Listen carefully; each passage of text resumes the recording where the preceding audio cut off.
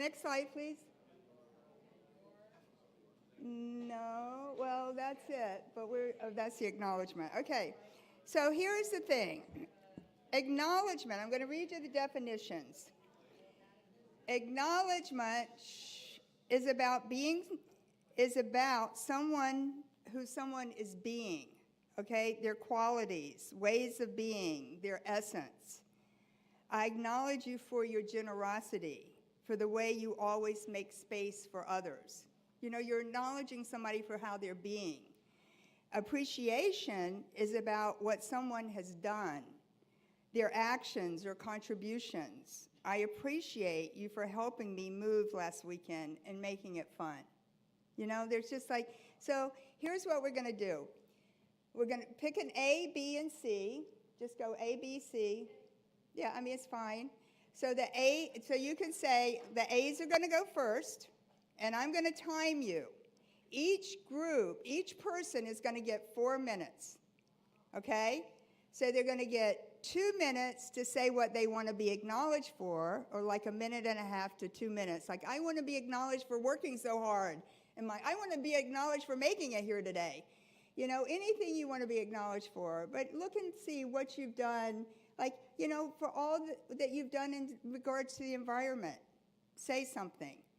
And then the other 2 people are going to acknowledge you in 1 minute each. They're just going to say, hey, I really acknowledge you for what you've done for your family, for your town, for your community, whatever.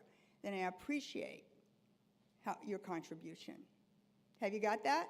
So it's easy. It's fun.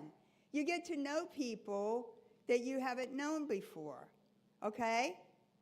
All right, now if you've got 4 people in your group, you might not have enough time. So I would look for threesomes, okay? This is a good idea to have threesomes.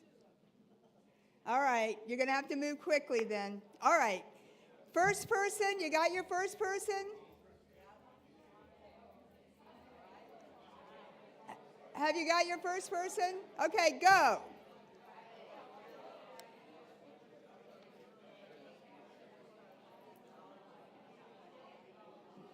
Okay, do they move the slide?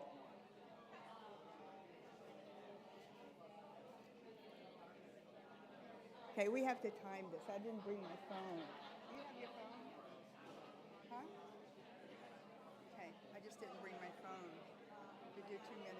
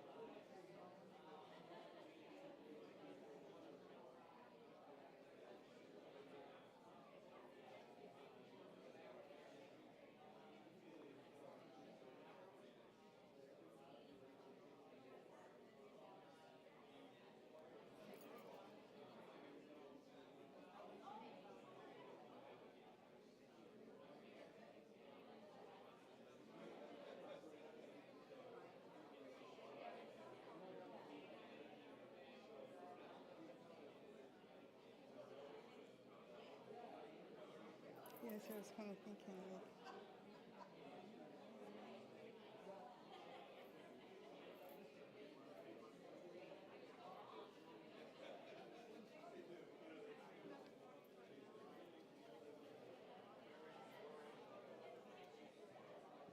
Okay, now go to the next person.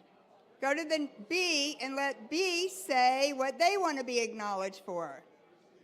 Just try it. And by the way, if somebody doesn't know what to be acknowledged for, you make it up for them, okay? That's all. You just tell them who they are, okay? Okay, go ahead. Just play with it.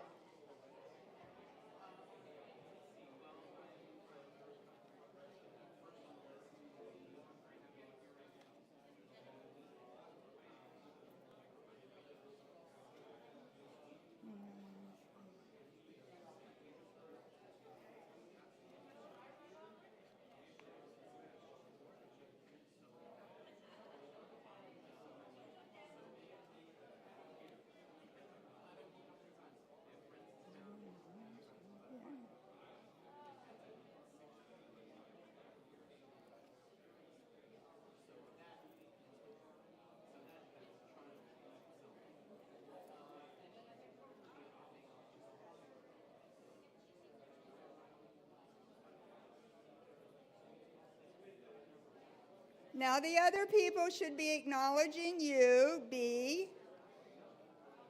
Go ahead, make it up, share, it doesn't matter.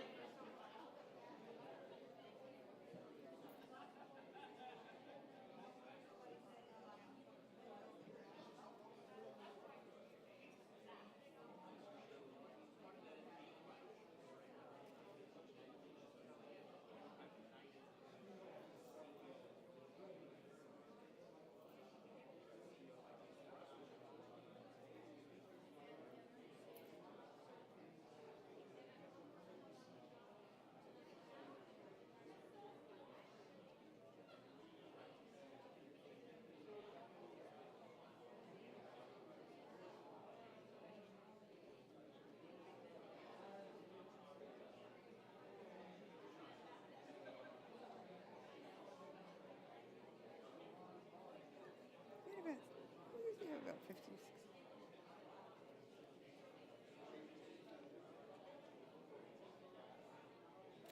All right, now we're going to go on the last speaker, okay? C. Let C tell you what they want to be acknowledged for. And then, hey, everybody, wait, one last thing. If you run out of time, keep going around the circle and acknowledging people, okay, and appreciate them. Really, it's amazing to be a human being. Go ahead.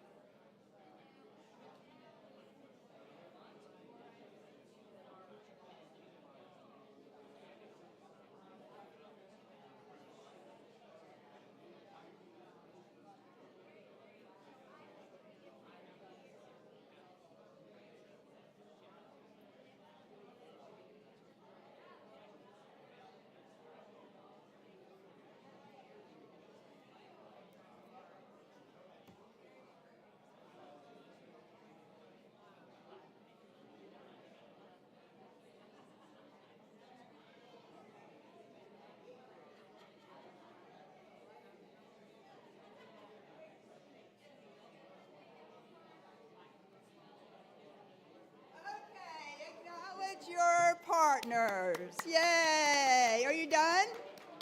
You didn't do it? Okay, I'm going to give you one more minute because somebody said they didn't go around. Go ahead.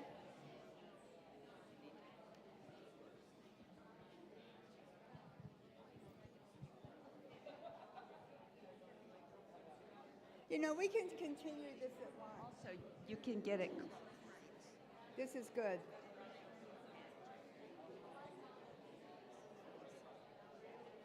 All right, will everybody come back to your seats?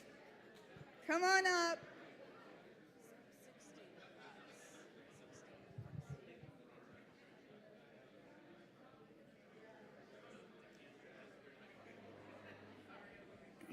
See, this is the kind of thing people can go on and on and on. Fun. Thank you. All right, guys, come on back. Let's acknowledge everybody. Thank you. All right, so we have a couple of microphones. And how was that for you? Do you feel acknowledged and appreciated? Really? Who has something to share? Who would like to share something? Raise your hand. We have a microphone. Right here. You're next. I have one here. Okay, you want to share something? Oh, you want to hold it for me? Do you want me to share now? I go first? You ready? He's ready. Okay, go ahead, Brad. All right, well, what I liked was we have a teacher of young students, and then we have a teacher of old students, veterans. And, you know, the commonality was their care for the earth and connecting people to the earth, but like on, you know, young and older, you know. But it was the same passion, the same drive, the same like aliveness in their, you know, teaching and sharing, and it just brought that commonality. And but I was amazed by the contrast from very young to very old. Yeah. Great. Isn't that beautiful? Yay. Who else? Anybody else? One more. Go ahead. Now, they're right behind you. They're there. Stand up. So, I was blessed to be with two remarkable women who are really passionate about the world that they live in. One has, as a steward, really to a large piece of land, and they're constantly battling invasive species. But Jean says that they have 90% natives and the rest are edibles, and I just thought that was incredible. Also, an artist who did those wonderful murals up at Whole Foods, so really quite remarkable. And then Fran, who had to dash off for a moment, is a medical doctor, and right now she's writing a book about the health of individuals and the planet and how those two things are so important. So it was a real blessing to be in this group. Yeah, isn't that great? Yay, thank you.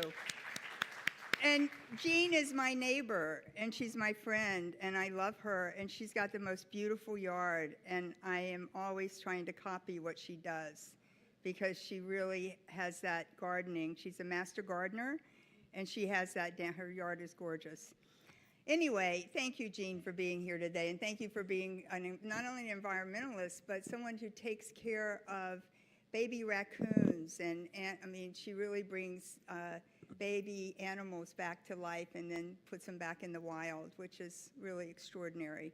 Plus, she's an amazing artist. And, you know, it's funny how we get to know somebody a little bit like that, and I don't really know Jean, but I want to know more about her, right? Didn't you want to know more about people when you kind of talk to them right now? And that's what we'll do at lunch, by the way. We're going to continue this conversation on to find out who people are and what they're up to in the world, because we don't know, you know? But anyway, thank you for that, and thank you for being here today. All right, are you ready? Oh, yeah, this is one of my favorite. I love Joseph Campbell. The privilege of a lifetime is being who you are. The privilege of a lifetime is being who you are. Yeah, and that's my yard. I do have some natives. I have lots of natives. All right. And also, before, I could say this afterwards, but I also want to thank Annie, who's here today, from Florida Native Plants. Yes, for sure. And she and her mom and her whole team have kept native plants thriving in Sarasota County. Thank you, Annie. And each one of you will be getting a free plant after lunch. Woo. This from Florida Native Plants. This morning, we are honored to welcome Dr. Gina Carlotti, a board-certified family physician and environmental advocate whose career bridges medicine, ethics, and sustainability. Dr. Carlotti earned her medical degree from Jefferson Medical College and trained in family and community medicine at the University of North Carolina, Chapel Hill. Gina also holds a master's degree in bioethics from the University of Pennsylvania and advanced certifications in functional medicine and the treatment and prevention of HIV infection. After more than a decade of service as a family medicine physician and medical director, Dr. Carlotti has expanded her healing work beyond the clinic and into the environment. She is actively involved in biochar production and innovation with Legacy Biochar and Minocarbon, developing solutions to restore soils and remediate environmental contaminants. She also contributes to her family-owned tree care business in Sarasota, turning post-storm debris into opportunities for ecological restoration. Her journey reflects a powerful vision that caring for people and caring for the planet are deeply interconnected. Please join me in welcoming Dr. Gina Carlotti. Thank you.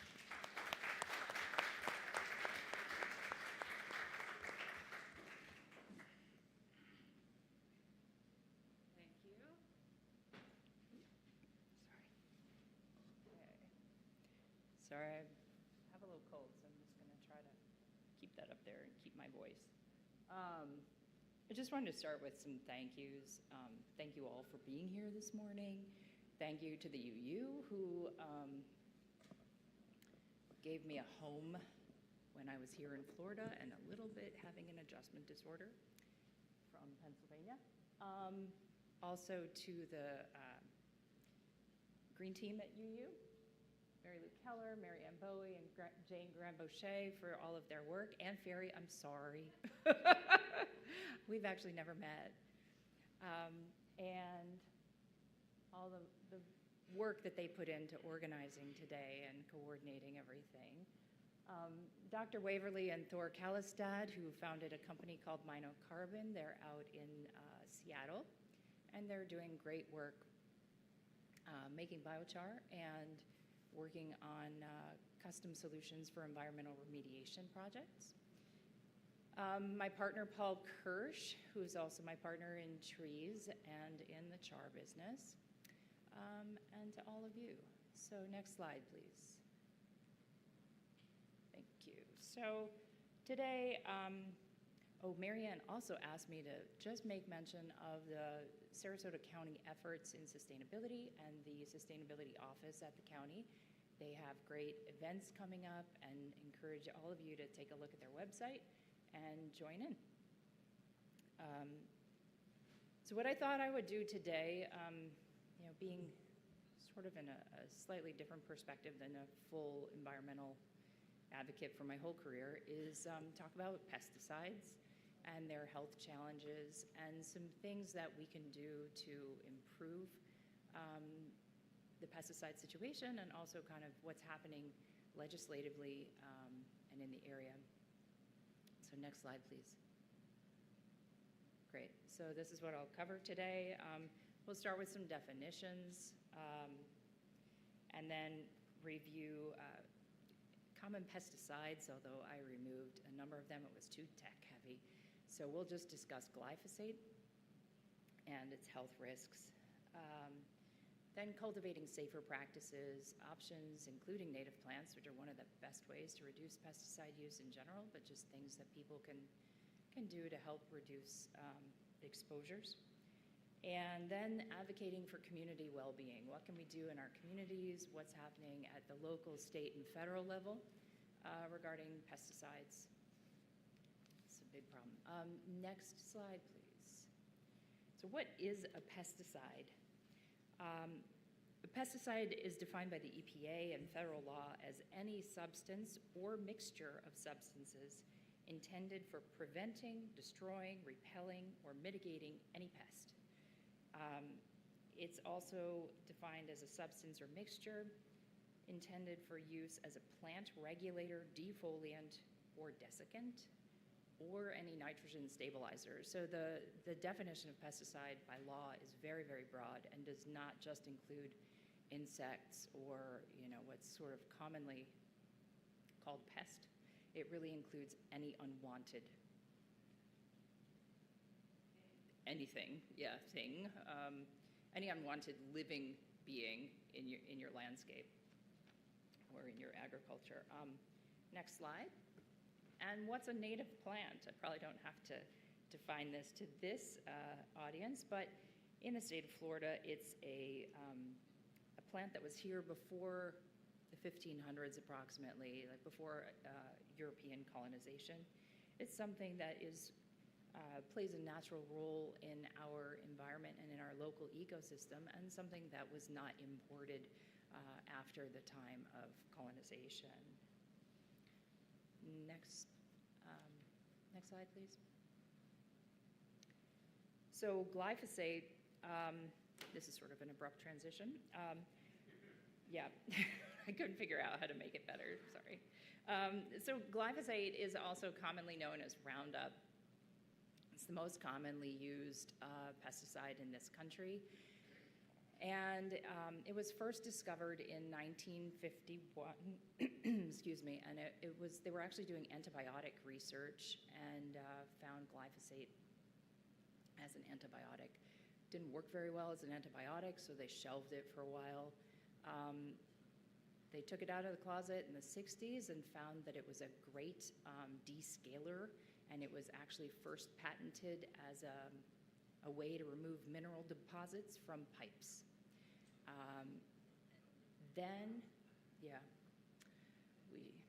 So later on in the 60s, they continued researching it, and they discovered that it was a pretty good herbicide and actually better at killing plants than removing minerals.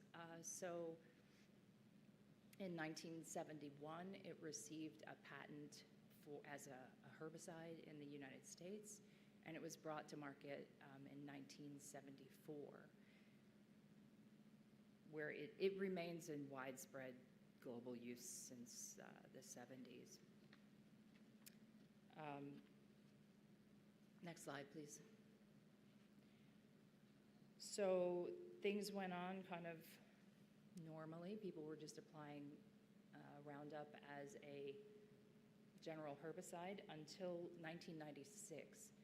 In 1996, the first genetically modified organism was introduced into the U.S. market. It was marketed as what's called Roundup Ready crops, and they come as corn, soy, sugar beets, alfalfa, and another species, cotton. And what this basically allows farmers to do is to grow a monoculture of their crop and then come along and spray the Roundup. The Roundup will kill all of the species, pretty much, any broadleaf plant other than the genetically modified crop of intent. And that, farmers felt like that was a better way to farm, and they were sort of told that it was a better way to farm than traditional ways of farming without these chemicals. So I'll show you a graph next, but after the introduction of the Roundup Ready crops, utilization increased exponentially, and that continued until about 2015, when the IARC, which is the International Agency for Research on Cancer, it's a part of the World Health Organization, they determined that glyphosate was a probable carcinogen because of its links to non-Hodgkin's lymphomas. So after that happened in 2015, the lawsuits started coming along. The first one was filed in 2016, and then by 2018, there was a first judgment against Monsanto, who was the manufacturer of glyphosate at that time. It's still a patented product, so it was all exclusively manufactured by Monsanto. And it was for a few $100 million. That was then later reduced on appeal, but it was the first judgment against the company. Also that year, Bayer, the German pharmaceutical company, purchased Monsanto for about $63 billion. In 2020, the lawsuits just kept piling up. They were amounting to somewhere around 185,000 lawsuits that had been filed against them. They agreed to a $10 billion settlement to settle 100,000 of these cases, and they also set aside a couple $1 billion for a reserve fund to deal with these cases. That doesn't seem like it's going to be enough money, though, because this year in the state of Georgia, just about 6 months ago, a man was given a $2 billion settlement regarding his non-Hodgkin's lymphoma, and the case goes on. Next slide, please. So this is a graph that I got from the USGS about the use of Roundup in the United States. You'll notice, I don't have a pointer here, but basically where it really takes off is 1996, where the crops were introduced. We currently use approximately 280 million pounds of Roundup in the United States. It's widely available. It's applied to pretty much any environment of plants. So it's used in right-of-way, it's used in residential landscapes, it's used in agriculture, it's used everywhere. Actually, before Jay even knew I was talking about glyphosate, he told me a story this morning about his old congregation where the landscaper was spraying glyphosate, and there was a farmer in the community who came up to him and said, "We have to get rid of that stuff." And the landscaper said, "Well, why? We use it everywhere. You know, it's everywhere."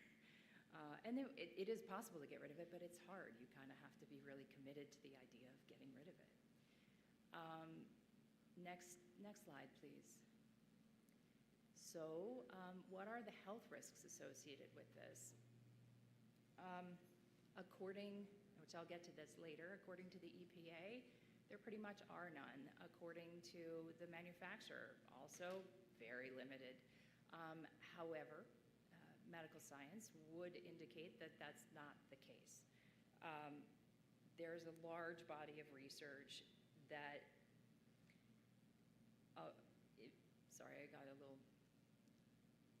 there's a large body of research that shows multi-organ systems are impacted by this chemical. We don't really understand why. There's also an increasing amount of research that says that glyphosate, when applied even at levels allowed by the label, causes low-level inflammation in the body and also increases oxidative stress. These are processes in the body that are typically activated when you have something you're trying to fight off. It creates a lot of free electrons, and they just go, and they're sort of like BBs in your body, if you think about it. They attack things. It seems as if those processes lead to an altered microbiome, meaning particularly in the GI system, but our microbiome covers our entire bodies inside and out. And it appears as if this chemical alters the flora that live on our skin and in our intestines. It's been linked to fatty liver disease, which is becoming the leading cause of liver failure and liver transplantation. It's where the liver becomes inflamed and is fat deposits in the liver, and it causes worsening inflammation and scarring in the liver. There's also a large body of evidence that this has been definitively linked to Parkinson's disease and ALS, so some pretty devastating consequences. Next slide. And then there are the cancers, which I've mentioned, mostly non-Hodgkin's lymphoma, which is a family of cancers of the lymphatic systems and of the lymph nodes. The IARC calls glyphosate probably cancer-causing for humans since 2015. The Ramazzini Institute, which is an institute in Bologna, Italy, that was started in partnership with Mount Sinai in New York. They look at environmental contaminants and ways to prevent cancers predominantly, but other disease processes linked to environmental contaminants. They published a study this year in rats where they gave the rats varying doses of glyphosate as young rats, none of which was any higher than a allowable level per the label. And then they let the rats live for 150 weeks, which, I'm sorry if there are any vegans or animal advocates in the room. Typically, in science, rats are sacrificed around 110 weeks of life. And that equates in human years to about 60 to 65 years. The Ramazzini Institute allowed the rats to live out a natural life, or after 50 weeks, which is closer to 80 to 90 years human. And they found cancers in almost every, sorry, there's a lot of feedback. You need to have it closer to you. Closer. Okay, sorry. I thought it was too loud. So the rats developed cancers in almost every organ system, way above background levels, into old age. So, I think there's a mythology that, oh, we're getting older, we're just getting cancers. Like, that's not really the case. Same thing with all these cancers in young people. I remember when I was growing up, I'm about to be 50, and when I was growing up, there was a case or two of breast cancer or colon cancer somewhere, but now 2 of my college roommates have had breast cancer. One of my best friends has ovarian cancer. One of my, like all these people around me have cancers, and what is that? That is not normal. And I personally, I'm not speaking on behalf of any organization, I think it has a lot to do with environmental contaminants. Thank you. I appreciate. Oh, really? That close? All right. Okay. Sorry about if you guys couldn't hear me before. I was way too far away. The next slide, please. So this is the EPA's official position on glyphosate in response to the IARC. In 2020, the EPA stated that glyphosate poses, quote, no risks to human health when used as instructed on its label. They also said, quote, it's unlikely to cause cancer in humans. And I would argue that the preponderance of the evidence disagrees. Next slide. There's also an increasing body of evidence looking at combinations of pesticides, because the problem with all of these things is that you're never just exposed to glyphosate. You're never just exposed to one thing or another thing. We all live in these soups. And from a scientific perspective, it's very hard to design a study that looks at multiple contaminants at the same time. So there are some studies coming out looking at glyphosate and 2,4-D. 2,4-D is an older herbicide that is now being used more readily again because, surprisingly, not really, the weeds are becoming resistant to Roundup. So The plants are outsmarting the people, and we're having to go back to these other agents that the plants have not evolved against yet. So there was a study that came out a couple years ago looking at, again, rats exposed to 2,4-D and glyphosate at labeled doses. The rats found major damage to the kidneys and the thyroids in the moms as well as the babies. And some of these problems were heritable into the next generation. So it does seem as if it's really changing germline things. That has not been shown in the literature to the best of my knowledge, but it does suggest that there are long-term changes afoot. There are also significant changes to the reproductive system. These agents, when in combination, impact the hormones. So this was a study in male mice, I apologize, there's a typo, where we saw changes in sperm quality, sperm quantity, as well as structural changes to the male reproductive tract in these mice, again, exposed to glyphosate and 2,4-D at labeled doses. Next slide, please. This is a particularly interesting study that's being done through the University of California at San Diego. Back in 2008, they started studying a city in Ecuador where almost all of our cut flowers come from, especially roses. They use a lot of pesticides to produce those beautiful flowers year-round for us. And they started studying the children in these towns, looking at, and these are not children who were working in the factories or on the fields, they were just children in town. And they found really bad news. This is also a combination of 2,4-D and glyphosate. And this study also included DEET, which is like we use it up north for ticks, that these brain changes had no relationship to the levels of DEET found in the urine, but a direct correlation to 2,4-D and glyphosate levels.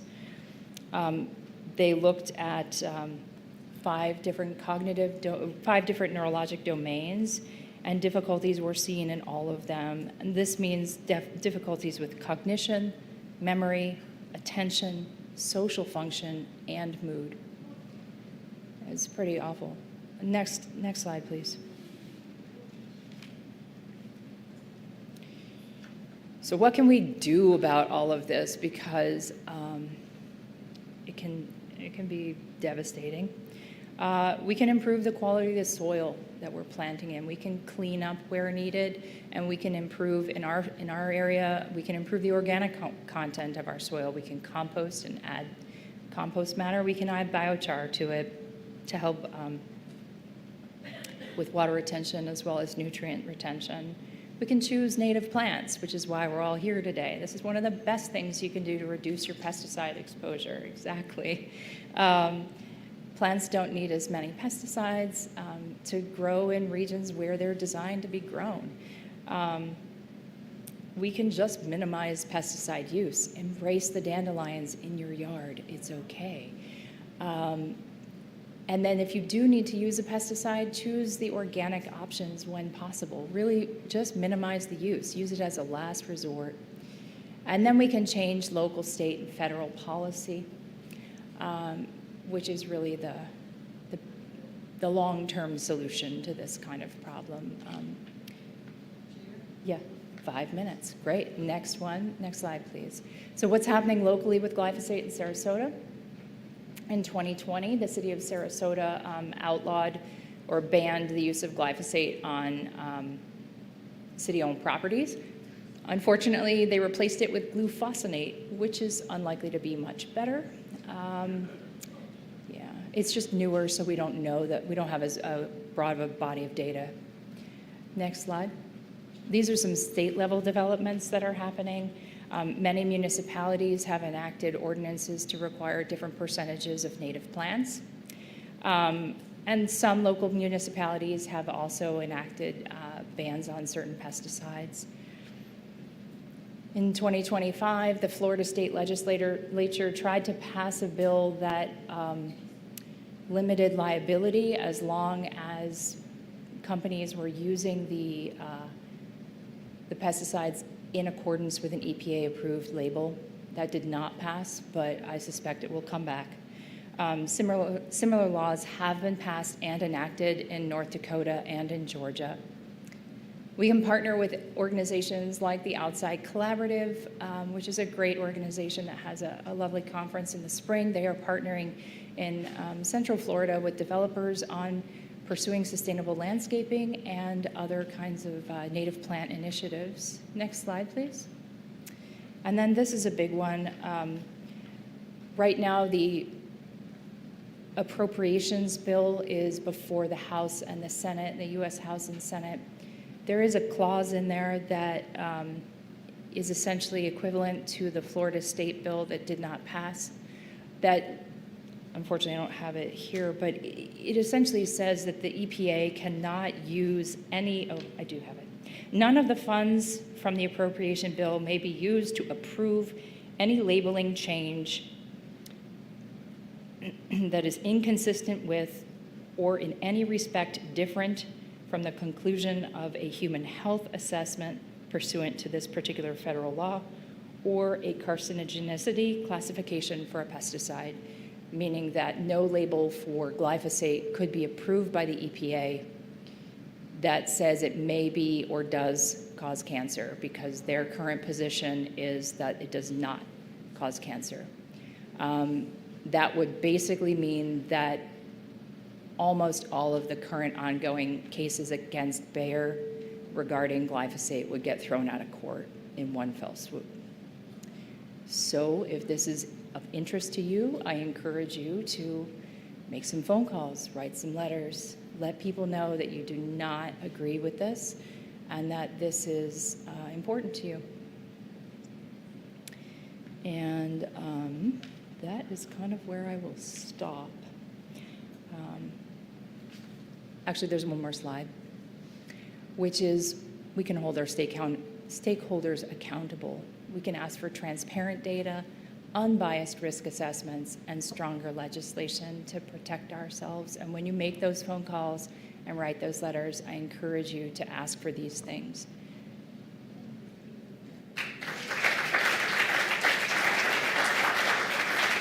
Thank you.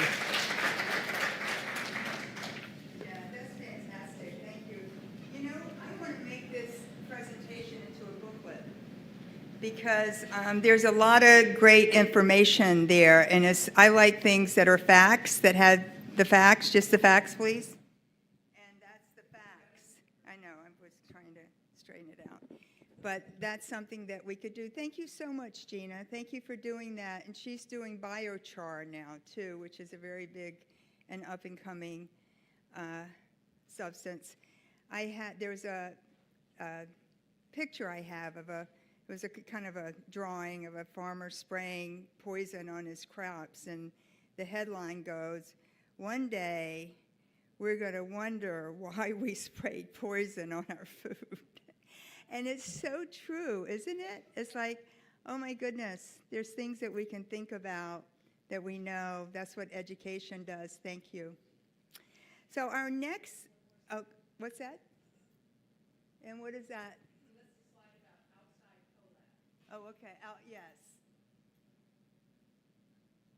Which is what she just said. They have a conference every year, and so. Oh, and the landscape pattern book. Marianne wanted you to have that in case you want to go online. You can copy it. It's very informative. Beautiful book. Okay. Thank you. Thanks, Gina. Yay. Yeah. And after our next speaker, Clayton Louis Ferrara, we'll have questions and answers. So if you have questions about anything, we'll have an opportunity to have questions and answers. So how I met Clayton was I called someone that I knew and I respected and I knew had led all kinds of educational programs all over the world. And I said, who do you know that's young, 30s, 40s, that are really up to something, that have caused something or making a difference, that have created a dream and is living it. Well, she really thought about it, and she got back to me. And she named a bunch of people, not a bunch, but all of them were extraordinary people. And one of them was Clayton. And Clayton lived in Orlando. So I called him right away and asked him if he would do this conference for global transformation, and he said, sure. So he did that, and then it was incredible. And then I asked him if he would come over here and do something, and he did that. And he's always been like this amazing yes, okay? And he's the executive director of the United Nations accredited NGO, Ideas for Us, and as a matter of fact, he'll be going to the United Nations after today to be there. He's classically trained botanist. He's a world traveler who's conducted research in 5 different continents concerning evolution, conservation, and ecology. His work as a leader of ideas focuses on advancing sustainability through the creation of solutions that help people and heal the planet and grow prosperity in communities around the world. He serves on all kinds of boards. He's been with world leaders such as Pope Francis and the descendants of Charles Darwin. I like that he turned Orlando with the mayor. He's on all kinds of groups. He's always going to, whenever I call him, he's on his way to Tallahassee. It always amazes me. He goes and talks to anybody and everybody. And he is someone who I'm so proud of. Like, he's still 30-something, right, Clayton? For now, I know he's going, gone, okay? But he is still 30-something, and he's a remarkable human being in the world, and I'm just so glad that he's out doing the work that he's doing. It makes me sleep better at night, knowing that there are people like Clayton, like Gina, and like all of you as well. But let's welcome Clayton. Thank you for being here today.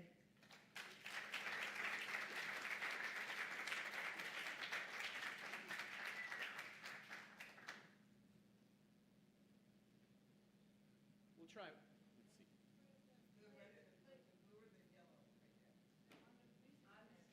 see. On the music stand. Ah, perfect. We'll go a little green here. All right. Well, good morning, everybody. I think I'll go with the handheld mic just so I can move around a little bit here. But thank you so much for welcoming me. Just to correct something, because it's important, I am not a botanist, I'm a biologist. I have extraordinary respect for all the botanists in the room, so I wouldn't claim that by any means. Just out of curiosity, who here in the room is a biologist, ecologist, botanist, someone in the native science world, or educator? If you just raise your hands. Fantastic, cool. Let's give these people a round of applause here. Thank you very much. It's wonderful to be here, and it's wonderful to look out and see some familiar faces and to also see some new ones. So thank you again for welcoming me. One of the things I always like to mention whenever I speak at a Unitarian Universalist church or center is that Charles Darwin's wife, Emma Wedgwood, of Wedgwood plate fame, if you're familiar with that, was a Unitarian Universalist. And she was very entrenched in that group in the 19th century, of course, and had a significant effect on Darwin's worldliness of just understanding all of the things going on from his spiritual perspective and also from the appreciation of nature and naturalism that, of course, he became so famous for. So, interesting connection there. All right, so I've been asked to come here and share with you all a little bit about achieving things locally as an environmental organization. As was mentioned, I'm CEO of a nonprofit called Ideas for Us. The whole concept of Ideas for Us is environmental action. And there are a lot of environmental advocacy organizations. That is very, very important, because without environmental advocacy, people wouldn't know about the problems. And I'm sure any one of us could walk into Times Square with a camera and a microphone and put it in people's faces and ask them to name 10 things that are going wrong with the planet, and almost everybody could do it. But if you ask them, what do we do about that, right? Then the kind of question mark emerges. And this was something that, as a millennial, myself and my colleagues that launched this were very, very present and very, very aware of. And we see this as a major problem, because the narrative, especially for many young people growing up in the environmental world, especially in Florida, and I've been in the state of Florida since I was 7 years old, so a long time now, and the narrative is kind of like this. It says, well, young people, there is all of these problems in the world. You are the future. All of these things are for you to solve, and good luck. And they wave goodbye, right? So that is tough, right? And what we have now more than ever, especially with social media, with the constant pulse of bombardment, right? Your average person sees about 10,000 ads a day, right? So we are bombarded from every angle, and we all have supercomputers in our pockets now. It has a very interesting impact on a lot of young people. I spend a lot of time talking to people in middle school and in high school and in early college. There are interns, there are staff, there are people that we come and speak to in settings like this. And there is a lot of concern, and there is a real shortage of hope. And we really saw that as coming from this narrative of understanding and talking about these massive problems, but not really having a grassroots, localized discourse to do something about it. So that's why we started doing what we do at Ideas for Us. We started in a dorm room, actually, and at the University of Central Florida. When we started to reach out to the student coalition in order to become a registered RSO, registered student organization. One of the reasons why you would do this is because, well, they have a budget, right? So then we could access their budget and we could get t-shirts and do all kinds of cool stuff. They said, no, we don't need another eco club on campus. There's already 3. And the 3 were 350.org, which is an important climate-related, carbon-focused organization, doing lots of lobbying and lots of kind of political activism. Sierra Club, of course, was on campus as well and present there. And then there was some kind of group of ecology and biology students that were at the school. So we then decided, okay, well, we want to do something totally different. We want to launch action projects on the campus. So we just started doing it without anybody's permission. And lo and behold, in the first year of doing this, we were written up more times in the student newspaper for activities on campus than any other club on campus. And thankfully, that kind of turned the tide, and eventually we became an RSO in year number 2. So one of the other important things to realize is that the path to actualizing things locally takes many, many different forms.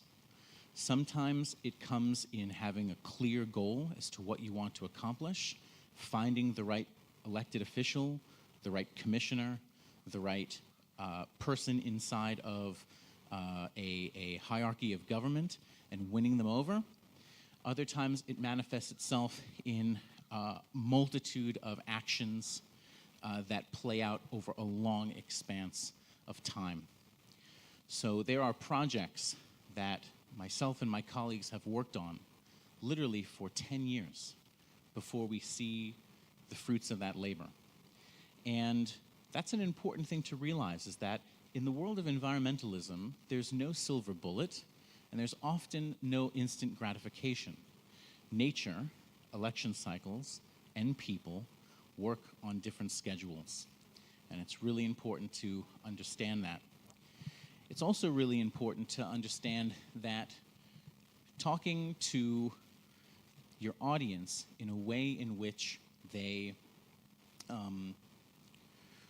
they're going to be able to receive the information coming from where their mindset is so extraordinarily crucial. And I'll tell you a story. So back in 2018, we wanted to do some studies about what would happen if we looked at thwarting flooding along the I-4 corridor using biological solutions. We wanted to look at, could we build bioswales? Could we plant retention ponds with native plants around them? Could we use rain gardens and all of these other types of native solutions, nature-based solutions, this is called. And I traveled to Tallahassee to talk to elected officials about this. And what became very clear to me was that there were certain talking points that were very key to, on one side of the fence, not mention, and on the other side of the fence to really double down on. And here's exactly how that went. So when I would talk about flooding and planting wetlands and building these nature-based solutions with one side of the political camp, I would talk about the benefit to the environment and the species diversity and the biodiversity that would come from this and the help to restoring natural cycles and all of these kinds of wonderful things. And they were very much on the path and understanding and accepting of that.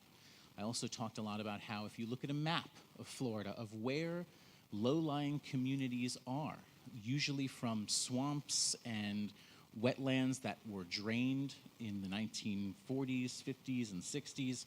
Well, unfortunately, many of these are low-income communities and communities of color that were built in these particular areas. They flood a lot, and it's a major problem for people. So one side of the camp was very agreeable to that and really wanted to help push this project forward as a pilot. The other side of the camp, I knew, was not going to have those types of things resonate to them. And what I realized was what I could utilize to talk about was taxes and how if you do not have properly insured communities, which many of these communities are woefully underinsured, who winds up picking up the bill when disasters strike but us as citizens and FEMA? And that tax dollars are being pointed to solve this problem when they wind up happening, whether it's from a hurricane or from sunny day flooding that we now have in many, many places across Florida, and also all other types of issues that we encounter just from the natural weather of Florida. And that clicked. And we were able to get bipartisan support for this appropriation project and push it forward. And many other projects that we've worked at in the state level have amazingly had bipartisan support, even recently, which is really fascinating. So playing to your audience is extraordinarily important. It was mentioned, too, that I'm going to be flying to Manhattan, actually tonight. I'm going to be heading to the UN Climate Week, and it is certainly going to be an interesting experience. I have been attending these meetings since back in 2012. Very often we send interns and staff members and volunteers, and we have the ability to pull grounds passes for the UN. So one of the things I'll extend to you all is that throughout the year, there are meetings that occur at the United Nations General Assembly in New York, in Vienna, and in Geneva, and they are about a host of different topics, from humanitarian issues to environmental issues to economic issues, war and stopping genocide, helping refugees, being able to provide life-saving medicines and things if there's outbreaks of different diseases and things like that around the world. These are all important meetings that are held there. And we would love for more people to go. Right? So if this is something that you're interested in, definitely reach out to Jane or myself. I don't know if my email will be up here later or something like that, but we'll make sure that you can get in contact with me.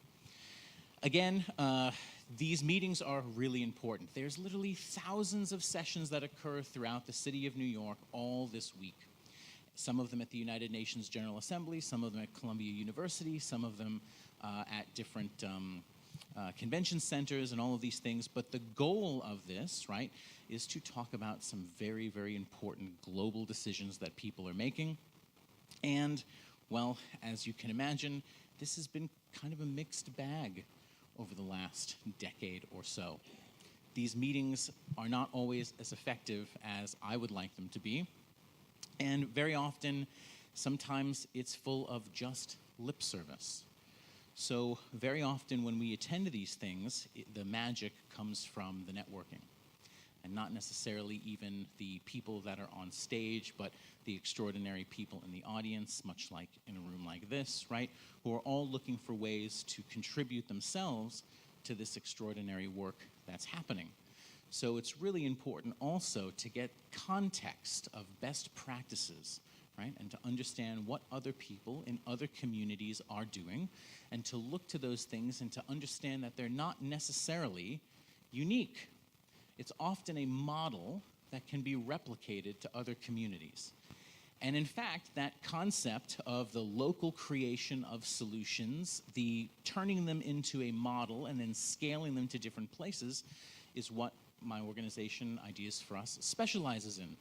We develop people's ideas in bringing them together, usually intergenerational, interdisciplinary groups of people.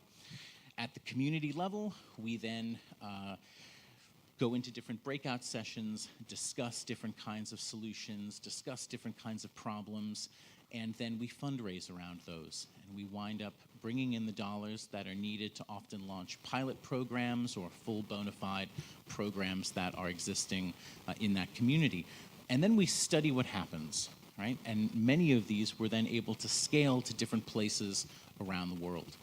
So projects that have emerged in Nepal we're able to replicate in Liberia. Projects in Uganda we've been able to replicate in Orlando. Projects in Orlando we're able to replicate in Tampa, right? And many other places as well. And there's no shortage of problems out there, right? And in fact, I think one of the difficult things is deciding where to start, right? And that's another one of the kind of glorious things about localism, right? Is that really localism is kind of like a microcosm of the rest of the world. And things become very overwhelming and confusing and difficult to wrap your brain around when you look at them from a global perspective, right? Us as human beings have difficulty wrapping our brains around large numbers, right? We're really evolved to know anywhere from 50 to 100 people in our surroundings at any given time. And I very early on realized that if someone says, kind of a grim example, but if someone says 60,000 people were trapped in a mudslide in sub-Saharan Africa, compared to 80,000 people, or 100,000, or 600,000, or 300,000, our brains don't really know how to make sense of that. So it's really important that we understand that everything about how we navigate in the world, how we build relationships, how we network, is primarily done from a localism type perspective.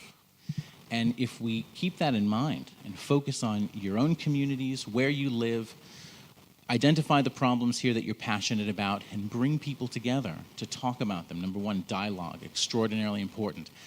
Very, very important, especially right now in our country, is that we continue dialogue and chain of communication open, and that we don't continue to widen the divide that exists between us. That is extraordinarily important. The other thing is that we absolutely want to be grounded in reality and in science, and to look to those best practices that other people have utilized in the world in order to save time and to kind of compound positive effects. That's tremendously important. And the third thing I think that's so important is that we have to also keep in mind to do this from a place of love and friendship and connection. Right? These are difficult things. It's not easy constantly being bombarded with bad news about the world or about the challenges that we're facing. And it's really important to not become desensitized or to become apathetic. So we always have to act from a place of deep understanding and love and transparency with one another. And that, of course, goes back to the first point of keeping those open chains of dialogue, which is tremendously important. So some of my hopes for the world and for the United Nations meetings that are coming, and also my role there is, well, all roads are pointing to 2030. And the reason that many of these roads are pointing to 2030 is because 2030 was a year that was determined by the United Nations Climate Change Coalition and United Nations Framework of Climate Change Coalitions. That's what it is. And, and essentially, 2030 is so important because, well, it is seen as a tipping point back in 2012 of carbon in the atmosphere. It's also seen as a date that they put for achieving the Sustainable Development Goals, which unfortunately were building quite a bit of momentum, and then COVID happened, and everything changed, and now still no country on Earth is on track to achieve the Sustainable Development Goals. But nevertheless, they have achieved a lot of wonderful things, again, at the local level, right? And I'll use some examples of some of the work that we've done in Orlando. Even though we do work as a nonprofit in many places around the world, myself and the co-founders and our core team are from Florida, and we love Florida, and Florida has no shortage of problems. I like to always say that Florida's problem started April 7th, 1513, with the landing of Ponce de Leon here, and since then, Florida has been dealt a very difficult hand of often being seen as wasted land, to be commoditized and developed and commercialized, right? Now, we all belong and are part of the agreement in society that people can own land. So this becomes a very complex aspect, because if you also believe that people own land, but then you want to have a say in what happens to land being developed that you don't own, there is a clash. And there are many ways to work through that I'll maybe touch on in a little bit after this point. But there's no shortage of issues in Florida, and we do work from Tallahassee all the way down to Homestead and the Redlands in far deep South Miami into the Everglades.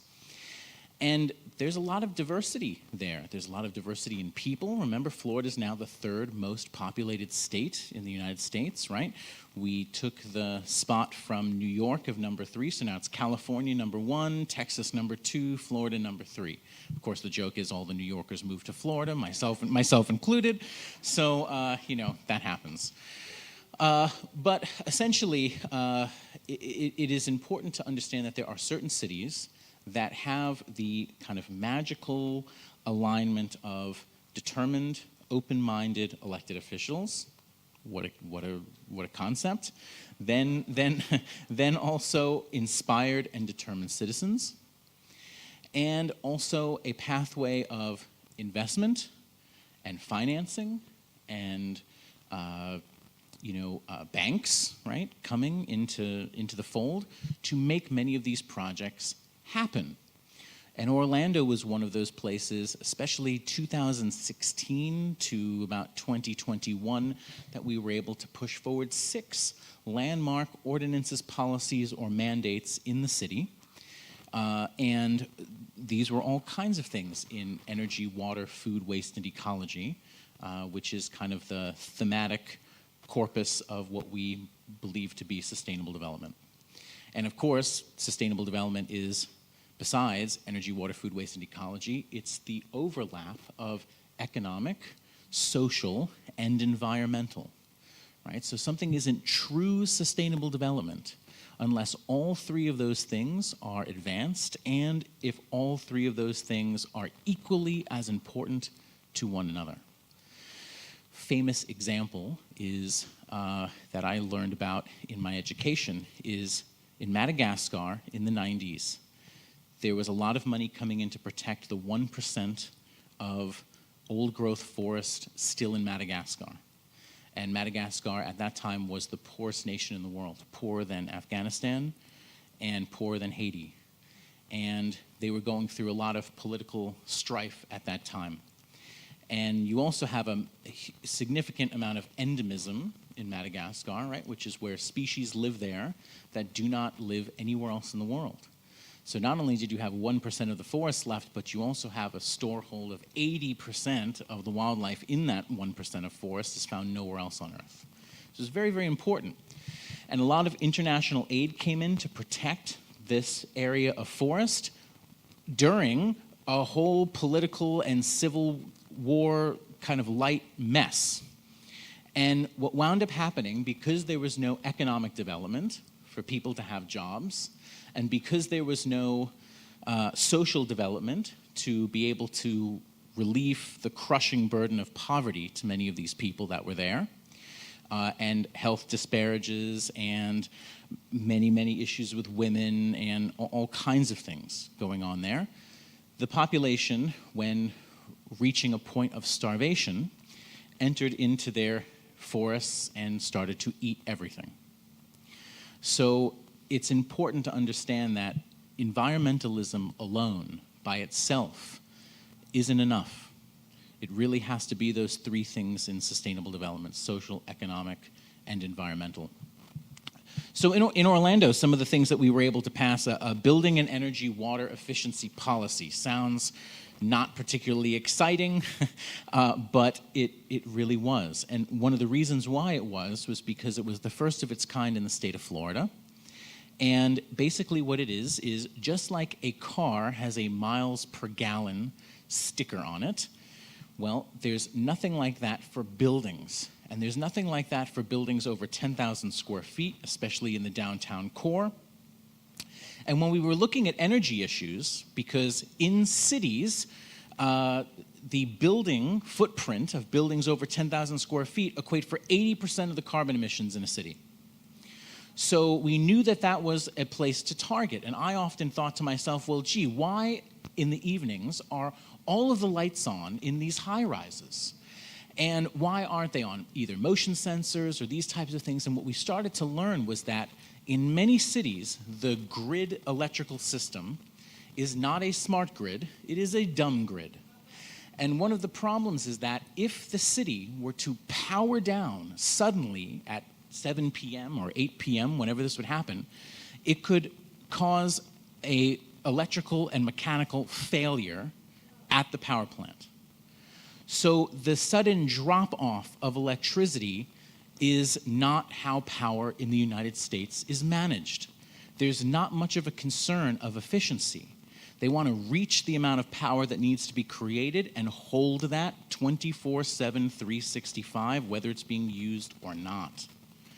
So this is the importance of having smart grids and things like this. Anyway, what we realized is that you could use human psychology of putting a miles per gallon on buildings over 10,000 square feet, especially for companies that were renting them or the city utilizing them for their services. And if you could rate and disclose that miles per gallon for the building, essentially how expensive the electricity bill was, lo and behold, the free market, which we're a big fan of, would solve the problem for you of now building owners having their F- or D+ building that they're charging premium $30-something per square foot for in a 10,000-foot facility per month, that now they have the onus to lower that energy burden and to aim at efficiency, LED retrofitting of lights, timers and sensors, perhaps a mix of renewables, and all kinds of other things like that. Again, a policy that looked at just rating and disclosing this publicly to flick a domino to a multitude of other policies that could then follow. And once we were able to achieve that, it really opened the door. And we were the third city in the United States to have that. New York, LA, and then us. We were 3 back in 2016. So that was cool. But this is also a great training aspect for us in going out to hundreds and hundreds of meetings and talking to people about these particular issues, from the airport to building owners to elected officials to the chambers of commerce to the universities, right? All of these types of participants in doing this. We then thought, okay, well, what else could be done? Right? So we looked at many, many, many other things. We were able to bring a unique form of solar financing to the community called PACE financing, Property Assessed Clean Energy. You may have heard of it. One of the problems in Florida with solar is that many homes are owned by landlords, and that there's a high percentage in many cities, especially in low-income communities, where they are renters. Right? And people don't own their homes, they're renters, especially for college students. UCF is the second largest college in the country with over 70,000 students, and they're all renting, right? So there's a big group of people like that. So, of course, if someone puts solar on their home and they take out the loan for the solar and then they sell their home, well, they either A, pay off the loan with the profits that they wind up getting, or the loan stays with them. Right? And they have to figure out how to handle that. So Property Assessed Clean Energy created a mechanism for the solar loan to be tucked into the property taxes, so that when the piece of land exchanged and real estate exchanged hands, the loan would move with it, right? So kind of novel, but that wasn't something that was available, and we had to get everyone from the tax collector office to a multitude of other parties on board, and we were able to do that. And then we thought to ourselves, okay, well, let's look at some waste issues now, and how about we aim at stamping out single-use plastic and styrofoam in city buildings, right? Because that's essentially a place where the prerogative of the mayor and the prerogative of the commissioners can be exerted from a standpoint of authority on city buildings.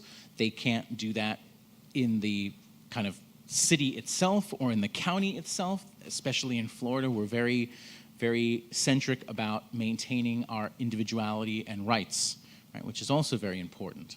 So in being able to do that in the city, right, now there were companies that were able to serve these needs of biodegradable, non-single-use, bioplastic, polymer kind of things out of sugar cane and stuff like that that would dissolve essentially, and created economic development that way.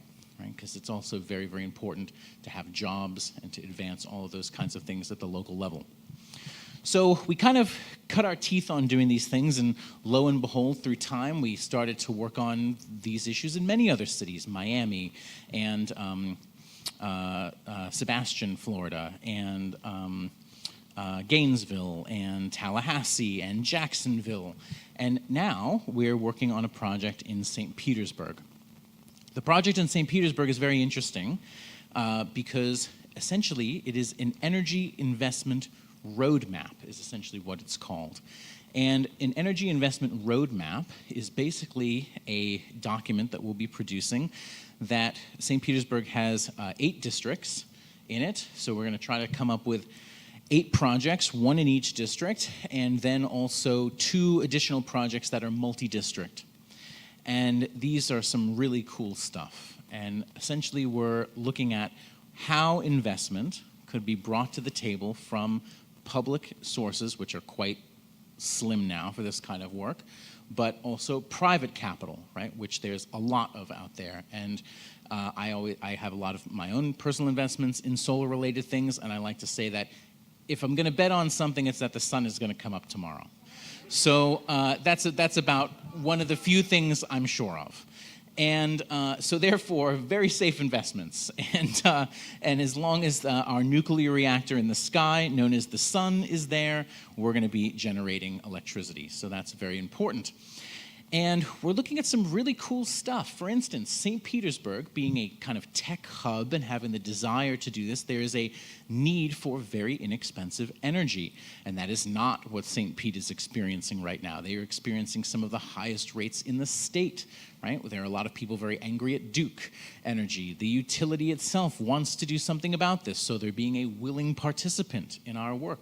And we're serving as the liaison between the environmental organizations and the utility to collaborate, right? And that's one of the nice things about being a 501c3 nonprofit, is that we're supremely neutral, right, in how we approach all of the things that we do. We can't be partisan or any of that stuff.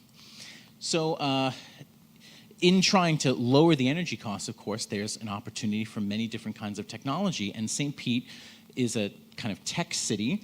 They just got approved for something called eVTOL, which stands for electric, vertical, landing, and takeoff. And essentially it is a flying robot, and the flying robot may be gripping a package to deliver across Tampa Bay.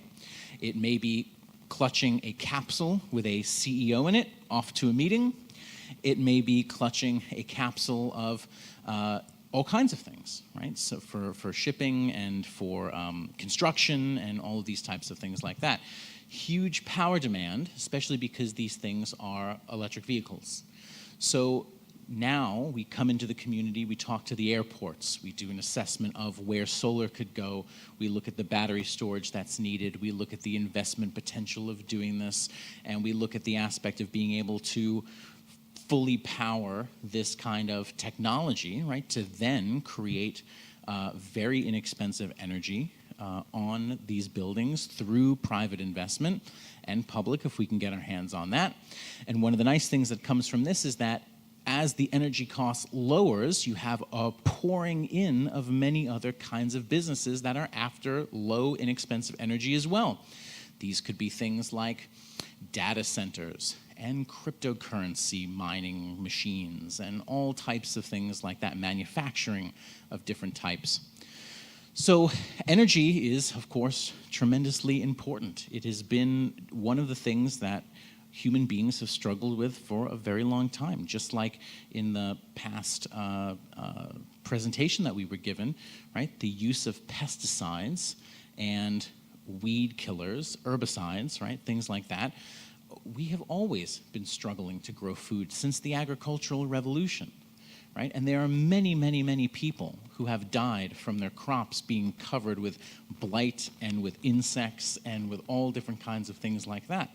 So it is a struggle for us as human beings to figure out how to feed the world and to have a population of 8 billion people and to be able to keep them fed.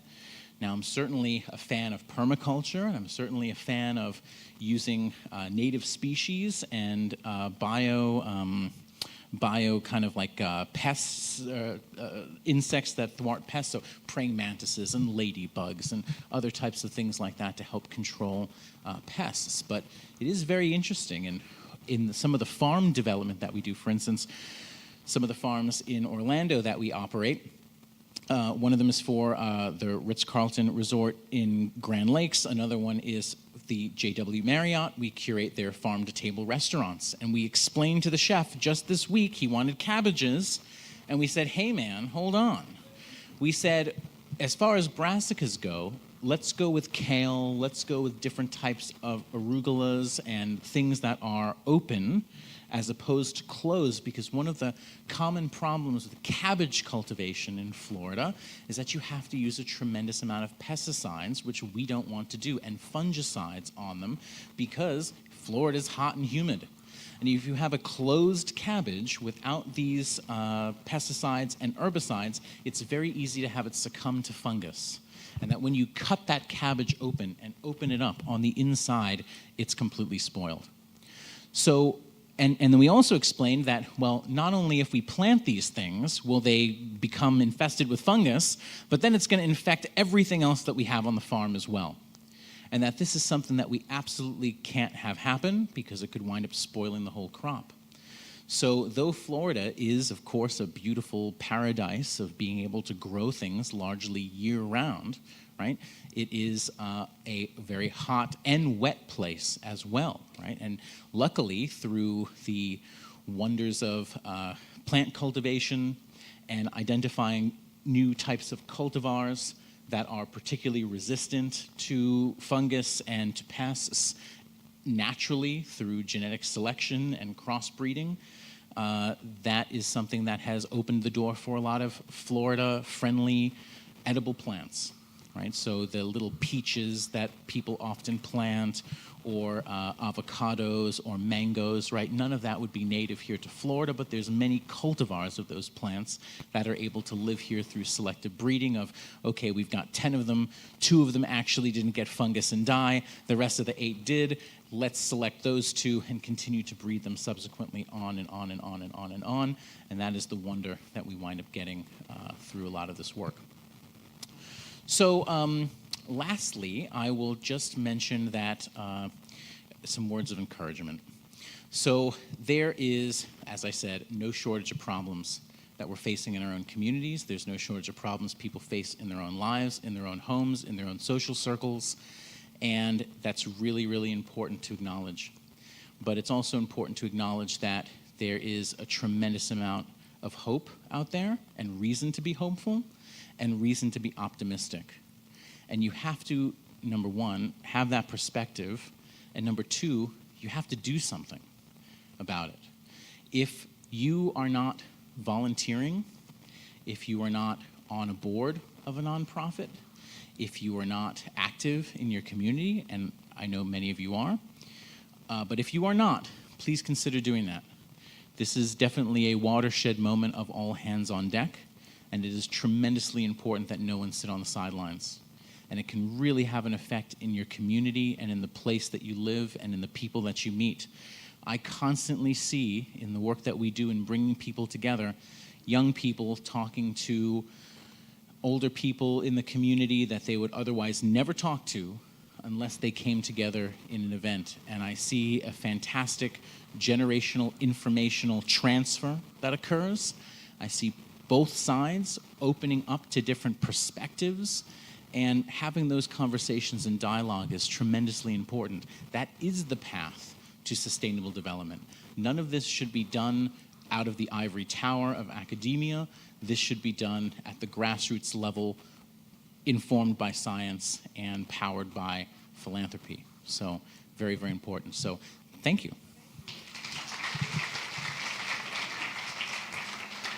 Did you want us to? Did you want? Mic check. Did you want us to stay up here? Yes, please. Cool.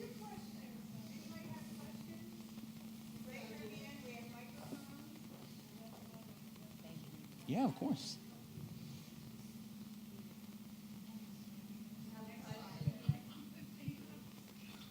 And sorry, I hope that was coherent. I'm on about 90 minutes of sleep right now, so that's how it goes.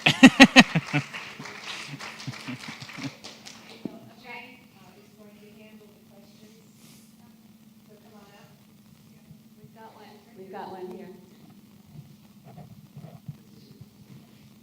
Hi, I loved your talk, and my question is regarding solar energy in large condo communities, whether they be 1-story, 2-story, or 20-story.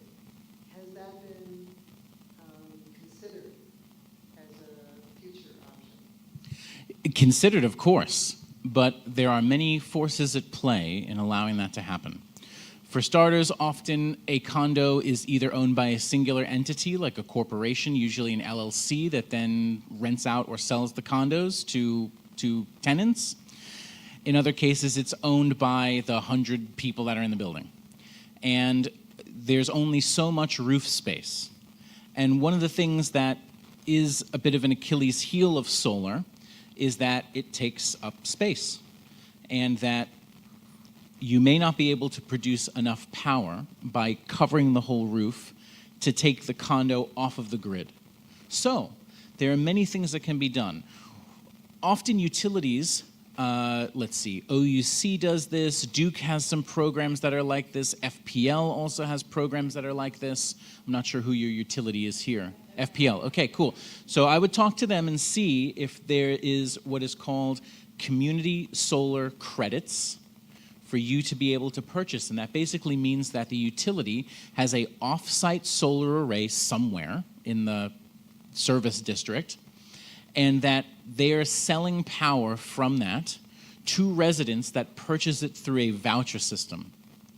And that is one way that can lower the cost and also, kind of add more of a need for the utility to put solar into the grid. But of course, one of the things too is efficiency, right? Remember, there's two ways to kind of stamp out carbon emissions. One of them is to switch to renewables, like solar, like wind, like tidal, like geothermal, and many other things that are being invented right now and will be invented tomorrow as well. The other way is efficiency, and making sure that the energy that you are using is as efficient as possible and lowering that energy burden. You would be blown away at how inefficient some homes are.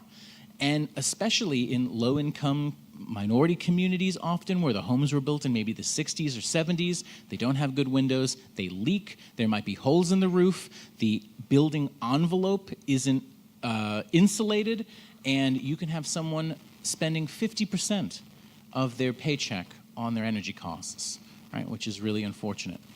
And we have another question over here. Hi, it's a pesticide question. Several years ago, we requested all the purchase orders for all the pesticides being used in Sarasota County schools. We found 4 of them were not being approved for use by EPA. That was to push the shove in front of the school board, and we ended up with an IPM policy in Sarasota schools. Unfortunately, what's happened over the years is that policy has disappeared and it's become guidelines. And guidelines are like recommendations, whereas policies you have to do. So we're doing the study again, but we're finding a roadblock when it comes to charter schools. Charter schools don't have the same reporting requirements that public schools do, although charter schools are considered public schools. So I guess my question is, have you ever come across any kind of an issue that has to do with charter schools and reporting when it comes to pesticides or schools in general? That's a great question. And that's a great question. And I don't know the answer to it. Do you know? Yeah. Examples of this, no, but what I would recommend is that your number one ally on any campus is going to be parents, right? I still believe that parents mostly have the best intentions for their kids, and that you're going to be able to organize at that level. And once the parent, especially in a charter school, and especially in Florida, where we have the choice of where to send people, again, this is free market capitalism at its finest, vote with your dollar. If you have a toxic school, I mean, you could even come up with a certification, certified toxic, and you start a campaign where you stamp these charter schools as certified toxic and launch a campaign publicly to alert people that this is a toxic school that refuses to disclose what it is spraying and how, and don't send your kids there. So that is absolutely something that you can do at the local level to organize, and I encourage you to do so. And remember, we're going to have this presentation, and Dr. Carlotti's as well as Clayton's presentation will be available for you to show to those parents on YouTube. So use anything you see today will be available on YouTube. Okay. I have one over here. Edie? Another question over here. Oh, right here. Oh, good. Hey, thank you for organizing this. And both speakers, so inspiring. I don't have a question. I'm ready for action. And so the brilliance that you had this for recording. So the whole idea of the pesticides is something we can do something about. And I'm so glad you had the outside collaborative in your presentation, because Mary Ann and a number of us in the Florida Network were also there, and thinking Sarasota could have a bioregion of outside collab is one.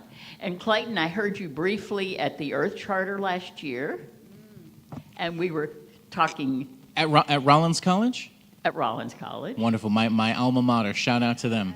And I also know you had your board meeting at Hazel Henderson's right before the Florida Network came in the next week. I certainly did. Yes, and so what I'm calling for, it's time for us to network. And I believe it's time to really researching the power of network. I'm hearing it in the room, so that's my request to all of us. Let's do that. So I'll put in a plug. Any of you know about networks, curious about systems, we're having the Capra course. Ever hear of Fritjof Capra? It's all about systems. It's all about networks.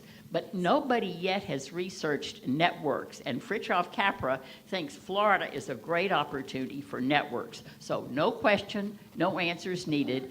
I live in St. Petersburg, Clayton. Let's talk. I love that. Thank you so much. Thank you. Thank you, Just, Sharon. just real quick, you know. Yeah, let me just thank oh. Sharon Joy Kleitch and recognize her. And she is connecting all of us. She is connecting the 15th Street Farm, where we were last night, which is in St. Petersburg. It's an urban agriculture, educational place where you can have farm-to-table activities, where people who go there feel their heart has been opened. This was the story the founder told us about last night, because he has created a true forest on 5 acres. Okay? So I urge you all to visit all of the organizations on our list, which is 115. But the 15th Street Farm is number 1 because it doesn't have any letters in it. You know, it's a number kind of thing. The other thing is Operation Collab. Please go to their resource page and download their landscape pattern book. And that is a resource you can provide to any developer and to your homeowners association. Okay, go ahead. One more, let's do one more question. Go ahead. Yeah, I just wanted to say it was really inspiring going to Hazel Henderson's house with my team. Ideas for Us has a wonderful cadre of amazing women environmental leaders in our organization. And I can't overstress enough how important mentorship and examples of that are to young people. So for all of you out there, please consider mentoring someone who's younger than you. It is tremendously important and can really change someone's life. Sorry. Hi, my name is Flora, and I live in an HOA, and I'm pretty sure I read somewhere that 50% of us in Florida do. And what I have seen in the 8 years that I've lived in my HOA is that the HOA is allowed to fine homeowners $100 a day for up to 10 days, and then for up to $1,000, and then put a lien on your house for things like a brown patch or weeds in your grass. And I have seen it with my neighbors, and what I've seen my neighbors do is use chemicals, this goes back to the pesticides, kill their sod, and then resod, and then sign up with companies like Pi or like Faro or whatever to pour chemicals once a month. So my question is, what do you think, in your experience, would be the best way to change that rule? Because money talks, and homeowners are afraid of getting liens on their houses because of weeds in their grass. And ultimately, even the people that didn't spray started spraying after getting these letters from the HOA. I also live in an HOA, and as part of this, I have been trying for weeks to get a hold of a list of the chemicals that they spray in my neighborhood, and full disclosure, I have yet to receive that list. So I think that, like what Clayton was saying, like, just organize, find other members in your community that are also not such a fan of the chemicals, education, bring it to the board, bring, examples of,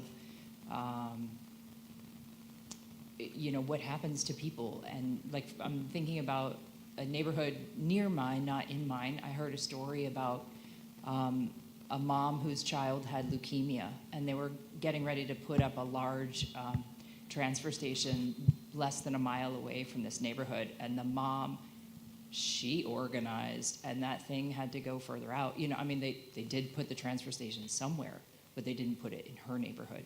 And I think that like what Clayton is saying right now, I think it's just awesome to have a true local organizer here, that we need to start with our own homes. And in the HOA, just use that board. If you have a Facebook thing, you know, just start talking to people and see what they feel about it, because I guarantee you're not alone in your concerns about these chemicals. And we really need to do it on a county or city basis. Yeah. And we need to be looking at resources that we already have. Beautiful Ponds is an organization that you want to research. Talk to the Master Association at, help me on, Master Gardeners? not Master Gardeners, but the Meadows. Oh. Okay, the Meadows has 54 homeowners associations. Some of those individual homeowners associations. And inside the Meadows, Beautiful Ponds has been operating. And so I believe that they're gonna go, and if Charles comes in the door, come in, Charles, come in.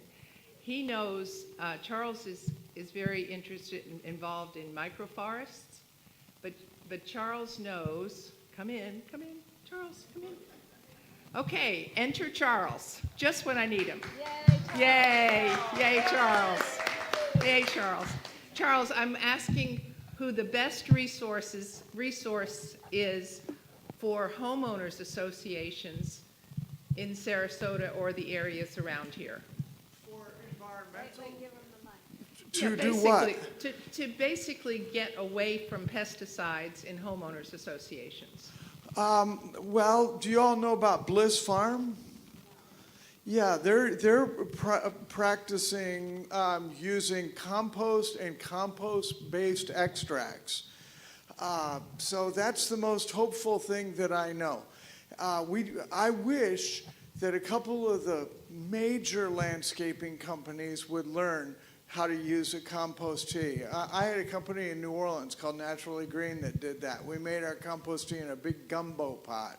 But nobody has done that here yet, although, what's his name? Steve Schwa, who's also renowned for his flood knowledge, is trying hard to get that going. And is Russ Hoffman with Beautiful Ponds still operating at the Meadows? Well, Russ Hoffman has retired, but he is the grand, wise man of our field. His son is Nathan Hoffman, and Nathan Hoffman is very good at lake management and minimizing pesticide use.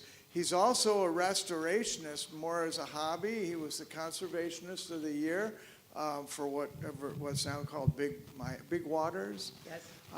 Yeah, but man, Nathan and especially his dad are pillars of wisdom on that issue.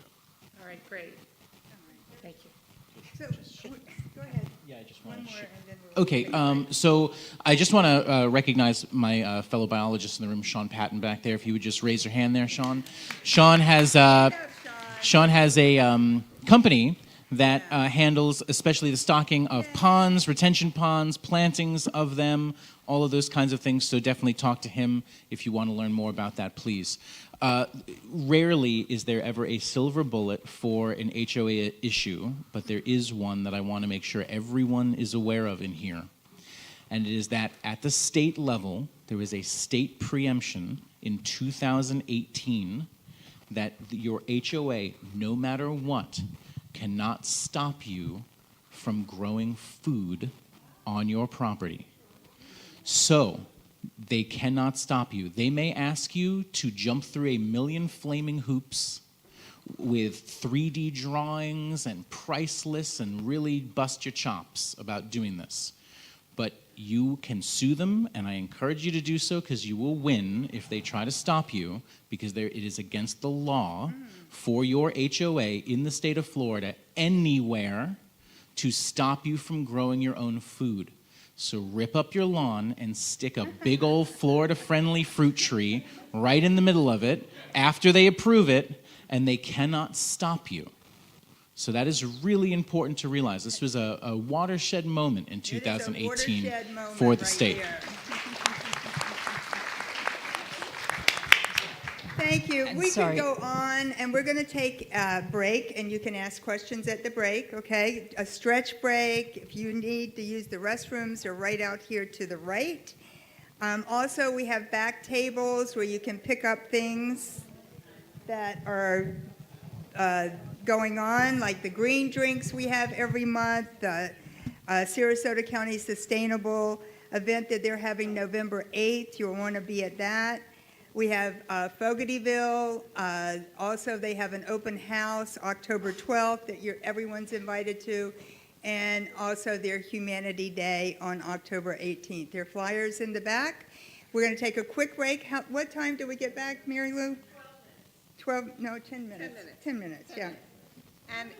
And we hope that you all stay. We hope the lunch is being prepared over there. It looks fantastic. But when we come back, we're going to be having a postcard activity. And if you are leaving now, please grab some postcards from the back and mail them to your local county commissioners or developers.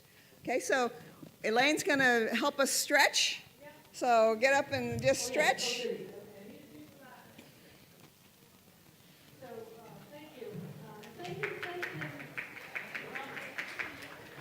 So this is just one song, and this is called Inexpensive Energy, and it's about solar power, which I'm getting next week. And I want to teach everybody the chorus. It's to angels we have heard on high. It goes like this. It goes like this.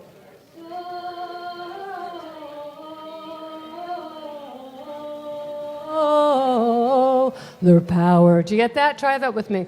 Solar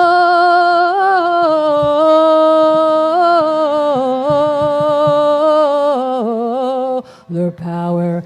Inexpensive energy. Solar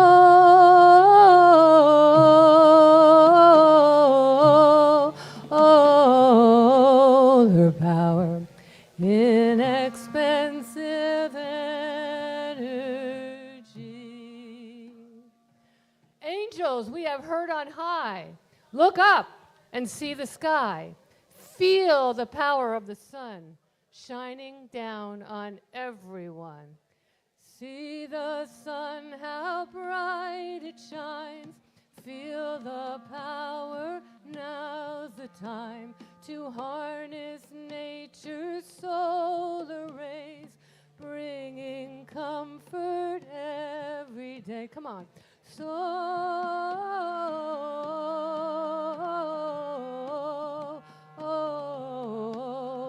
power, inexpensive energy. Solar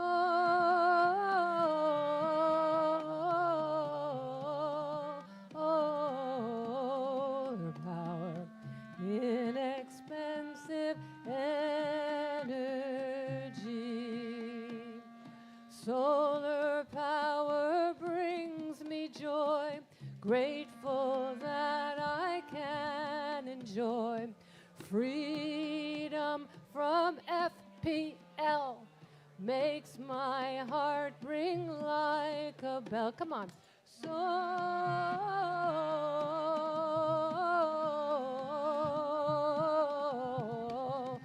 power, inexpensive energy. Solar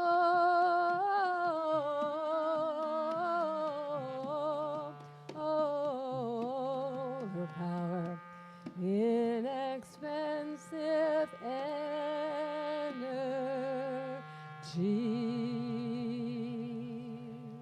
I wrote it yesterday.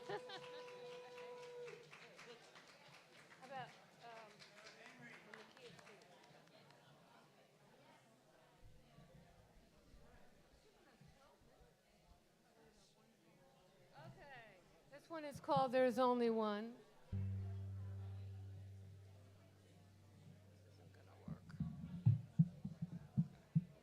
closer.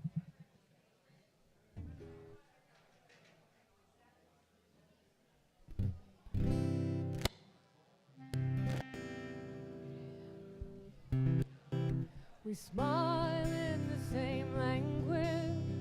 We all breathe the same air.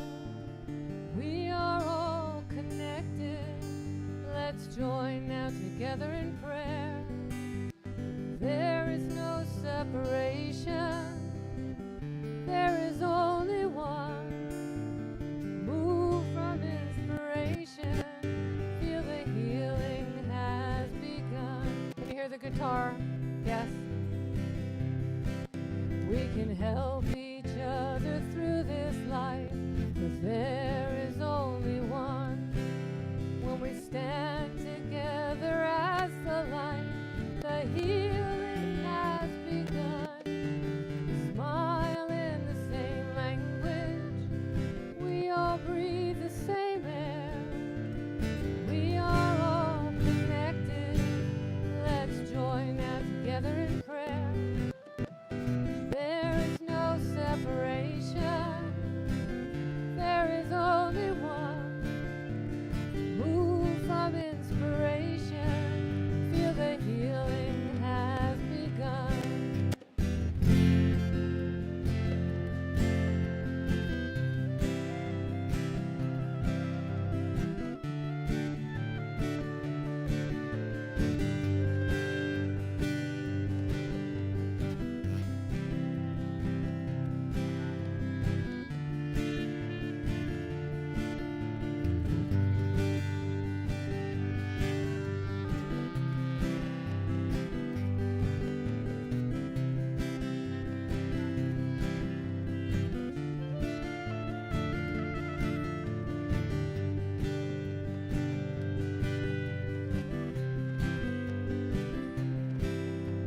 Where healing is revealing, trade false beliefs for truth.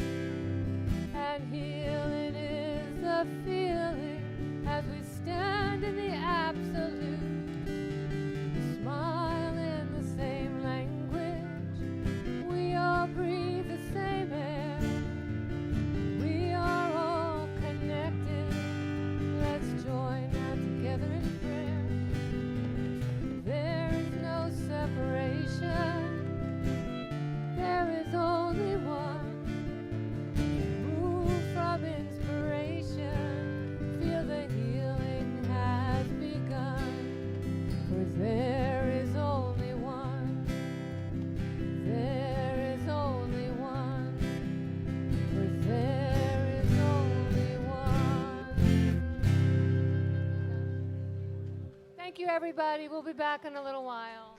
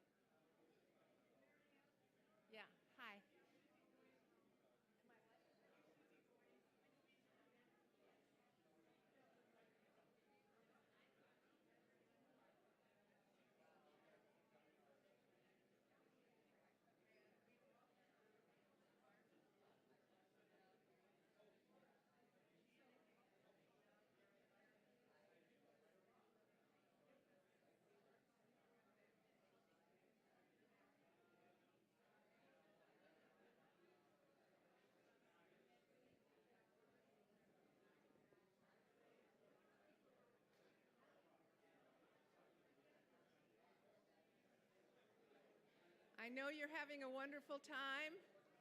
Let's regather here.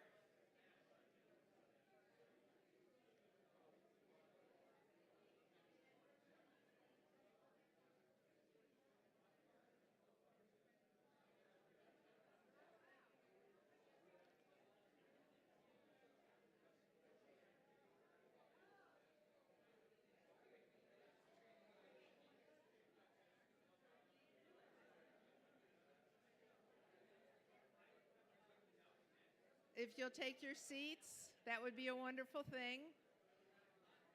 We have a really exciting activity planned and a little quick video right before we're able to go to lunch.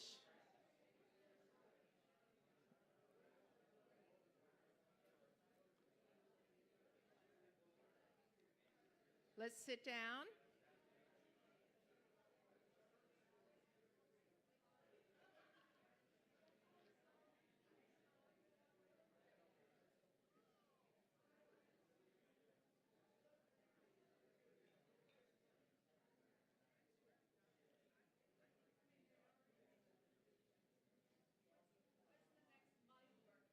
I'm sorry.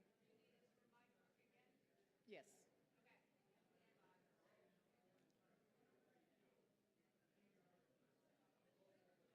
Take your seats, please.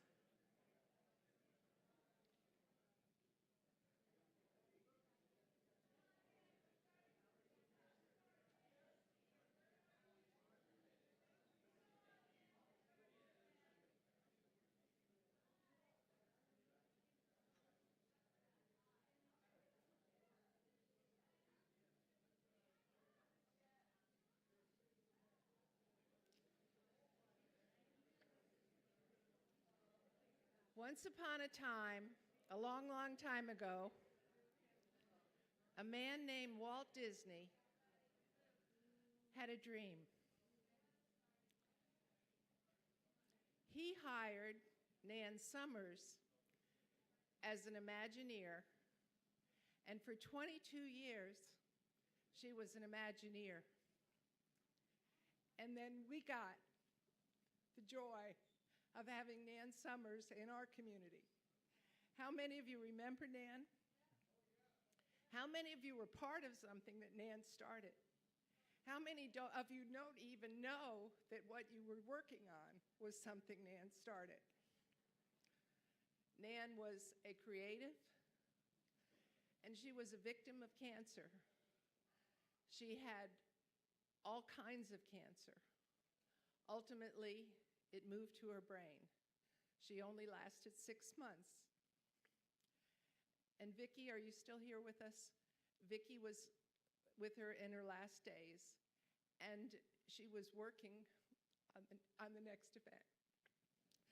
So I'd like to read to you about Nan.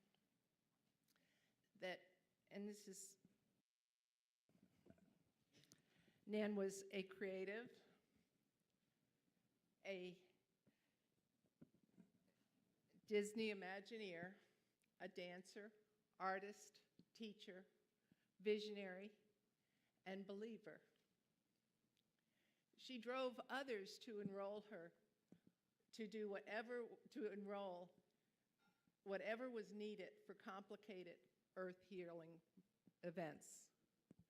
Nan was always happy, resilient, and dedicated. A believer in community, she was involved in whole food systems, oyster recycling, health and wellness, and always fascinated by fractals. And our world is a better place because of Nan. Please know, Nan, you made a difference.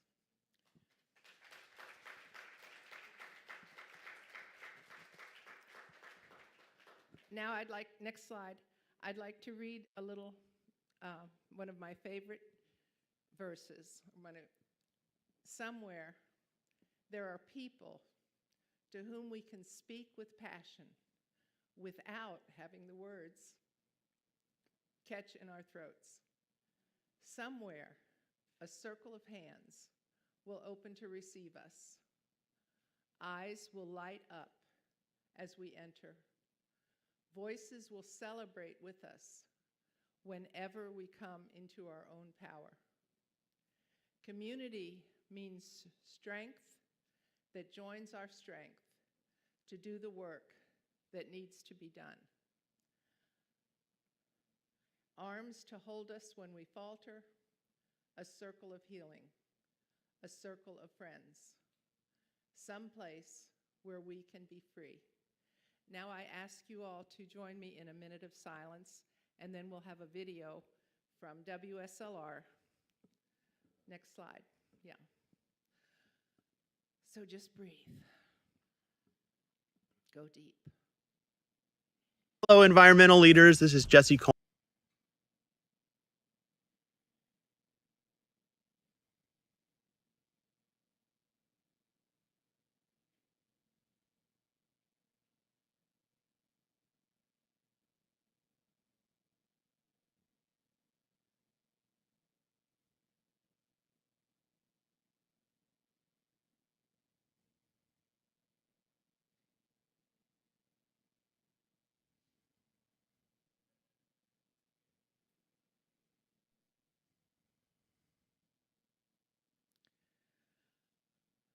Welcome back. Away from consciousness for the moment. Now we'll hear from Jesse. Hello, environmental leaders. This is Jesse Coleman here, Executive Director at WSLR in Fogartyville here in Sarasota. I am truly sorry that I can't be with you in person at today's Environmental Leaders Appreciation Luncheon, but I didn't want to miss the chance to share how deeply I value the work that you're doing and how committed our station is to supporting it. I'm a Floridian through and through. I grew up along the banks of the Manatee River, spending countless hours exploring our mangrove swamps, and learned to love the wild beauty that so many people move here to experience. Those landscapes shaped me, and they're why I care so much about preserving the waters, soils, and wildlife that sustain us here in Florida. At WSLR in Fogartyville, we see it as an essential part of our mission to lift up environmental voices. Between WSLR News and programs like Our Changing Environment with John O'Miller and Julie Morris, we want to keep those critical conversations about the environment alive. And this year, our board has committed to hiring another full-time reporter for WSLR News. And that means more in-depth local coverage, including environmental reporting that highlights the challenges and the progress that's being made right here in our community. We're also growing in other ways. From October 15th to the 21st, we'll be holding our Hear It Here Fall membership drive, and we hope you will join us in sustaining this great community resource. We'd love to welcome you to our open house and record fair on October 12th, where we'll reveal our brand new renovated studio here at the station, a space that'll give us even more capacity to share your stories and amplify the work of the environmental leaders here in our community. And the theme to today's luncheon is Go Native, Save Water, Heal Soil, and Bring Wildlife. And that is so powerful and so needed. On behalf of all of us at WSLR in Fogartyville, I want to thank you for your leadership. We are so proud to support this cause and continue your perseverance and your love for the place that we call home. We are honored to stand alongside of you. Thank you so much.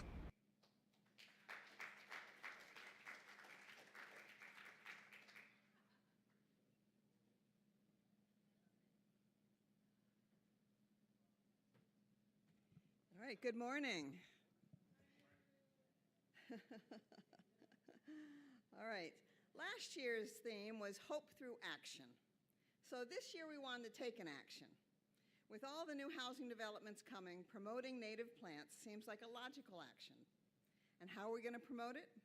We're going to start with postcards. And we've handed out postcards. If you don't have one, raise your hand and someone will come bring one to you. All right. And we've printed out postcards for all of you, and we're offering you an opportunity to fill one out now, either to the county commissioners, to local developers, or to anyone that you think needs to hear the message. So tell everyone, transform Sarasota County with native plants. Imagine if almost all of those, almost 80,000, can you even imagine 80,000 new housing units if they incorporated native plants into their landscapes. Imagine the pollinators coming back. Imagine clean air and water because of less pesticide and fertilizer use. Imagine a healthier environment for everyone. And as an acknowledgement of all of you today, we're going to be giving you a native plant that we bought from Florida Native Plant Landscaping and Nurseries. Yeah. It's across the courtyard. After the postcards, you're invited. When you're done, you can walk over, you can start having lunch over there, and you can please take the plant home with you when you leave. And if you can't find the one that you like, look on the tables, because we decorated with native plants today. And something about lunch, we've got a beautiful salad bar over there with gluten-free and vegetarian items. And there's drinks over there, there's coffee, there's tea and water, and I think we have everything covered. And here, what are some of the points to consider? Why native plants? Because they use 70% less, as it says in the postcard, up to 70% less of the needed water. No chemicals, no pesticides, no glyphosate. Support local wildlife. And it is a stronger alternative. The Florida official says use Florida-friendly plants. These are a step further. Florida native plants really do. It's what the wildlife around here really wants. All right, and next slide, we have some of the addresses that you can use. And after you've filled out your postcard, you can leave it in the basket in the back, and we'll put stamps on it. We'll do the stamps ourselves. And we want to thank you so much for participating in doing this, and we hope that you will keep in mind throughout the year and in the years to come that we can transform Florida with native plants. So does everyone have a postcard now? Okay, and we need pens. Pens are coming. If you don't have a pen on you, then raise your hand, and there will be pens are on their way. And if you want extras of these postcards, we do have some extras, and you're welcome to take a few more back and give them out to people at your office or. Okay.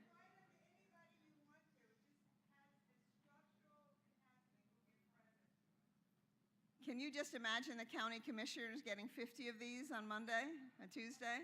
Wouldn't that be great? So put a heartfelt message in there. If you can say something personal, that's even better.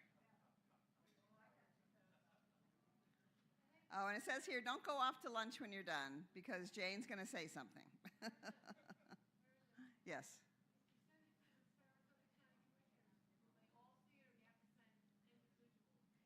You could send it individually, or you could just say Sarasota County Commissioners.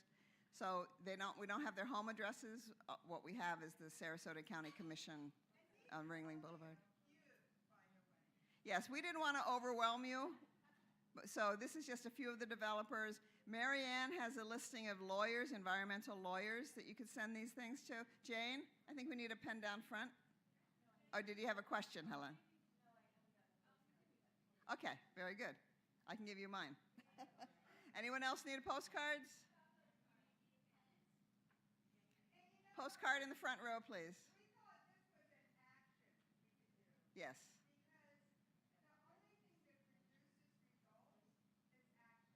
Yes.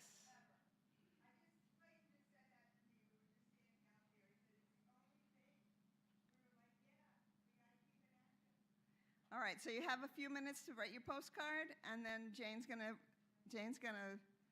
give us the farewell, and then Elaine Silver is going to do one last song. Two?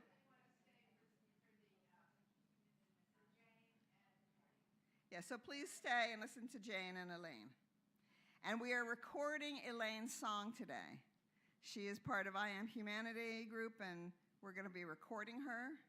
So, for a global event, yes. And we're also going to be asking you to identify that you are part of humanity, and Jane will be leading that. And that also will be filmed as part of the last song that Fairy Elaine is going to be singing, or the second to the last song. And that will be part of the Global Humanity event. So, if you don't mind, we would love it if you would move as far forward as you can and be ready when Jane asks. Yeah, but Oh, no, it films much better. it films much better. Anyway, much closer. After you finish your postcard, come forward. Very good.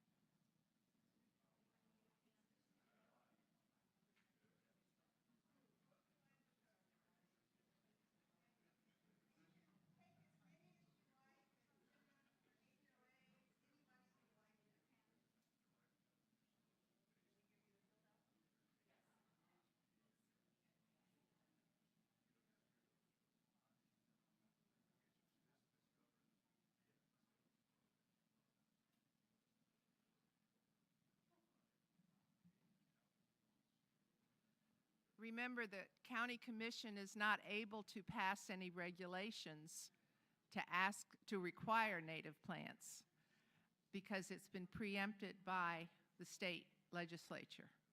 So we really need to change the opinion of the county commissioners and change the opinion of the developers. And while we're at it, change everybody's opinion. So this is really a very interesting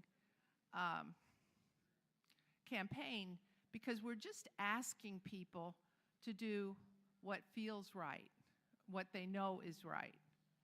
And that's really what the language, or whatever languaging works for you. And I do have some more addresses if anyone wants to write to some of the attorneys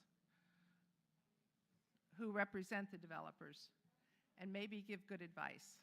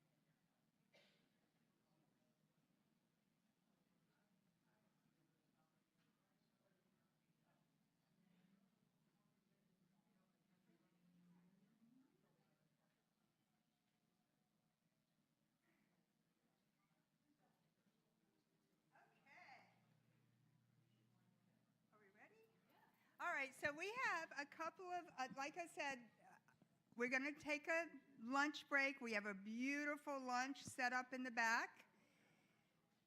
And Mary Lou, did you thank all the volunteers?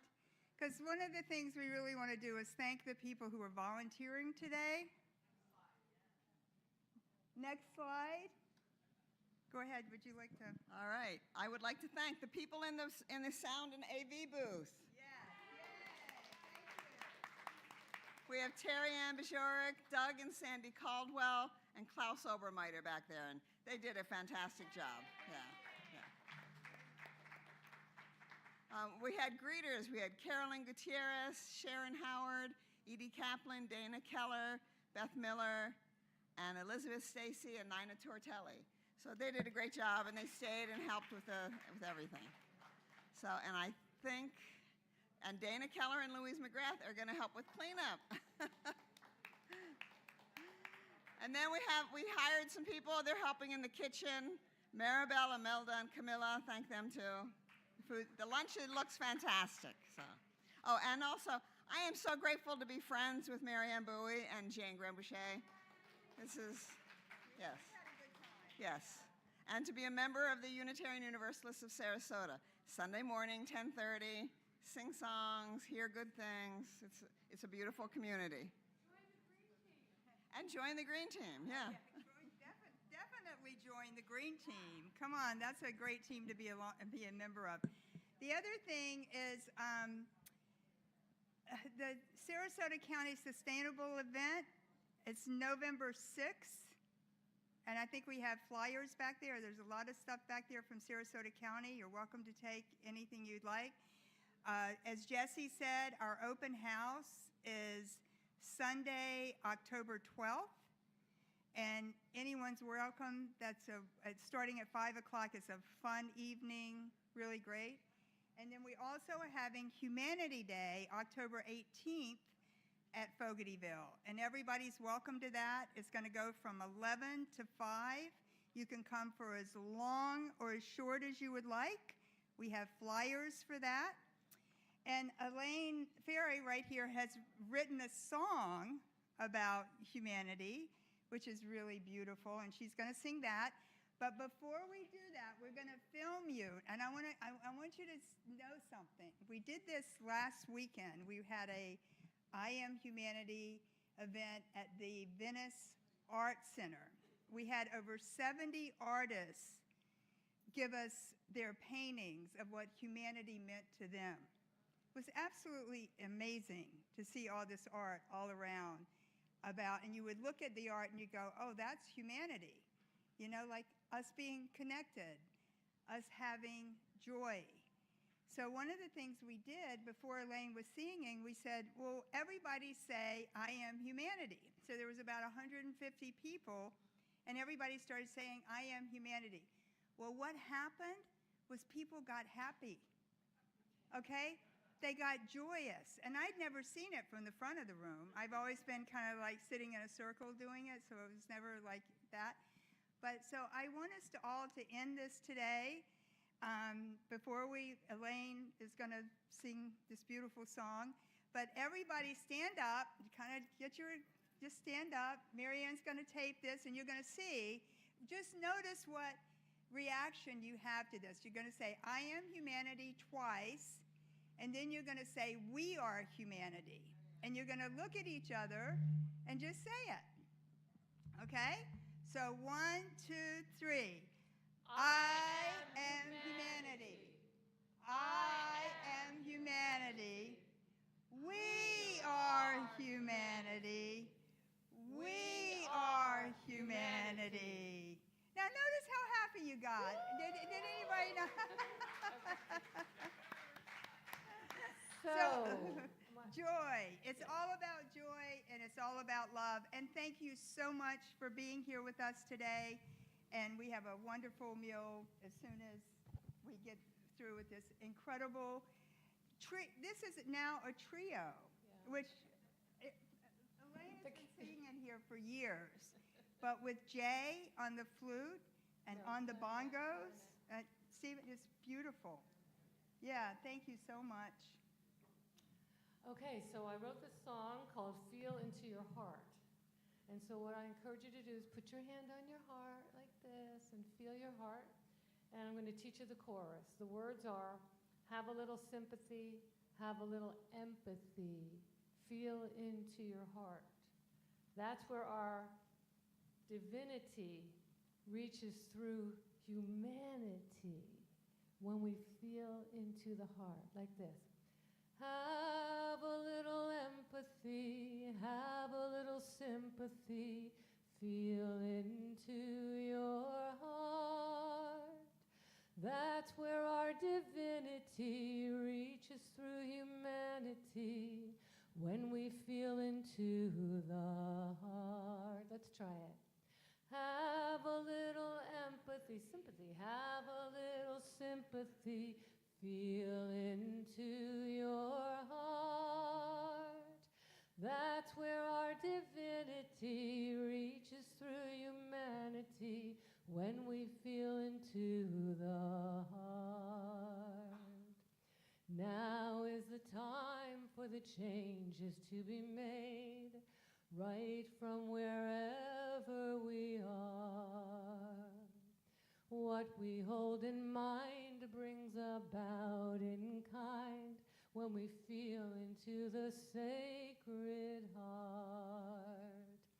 Have a little empathy, have a little sympathy, feel into your heart.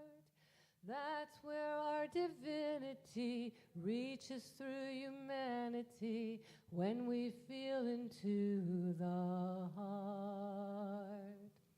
The heart knows the way, it's the truth and the light. It's our guiding star deep within. The mind tells us what, the heart gives us why.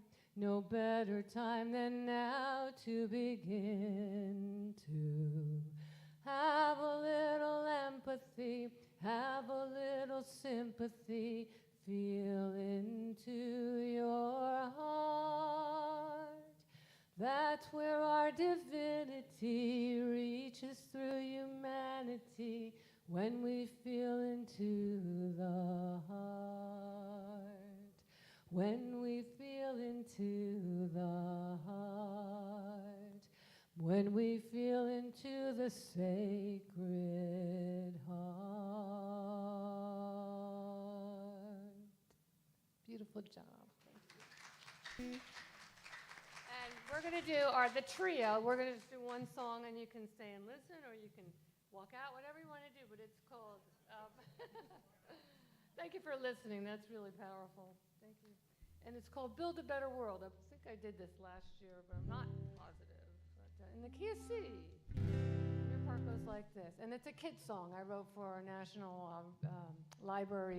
Summer Library Reading Club, and right after the 2016 election, or 2017. Let's build a better world for every boy and girl, every woman and man, take them by the hand. Let's build a better world. Come on. Let's build a better, for every boy and girl, for every boy and girl, every woman and man, take them by the hand. Let's build a better world. We are one big family, and we are the human race, on a big and beautiful planet, spinning through outer space. Let's build a better world for every boy and girl, every woman and man, take them by the hand. Let's build a better world. Everyone has value, and we all need love and respect.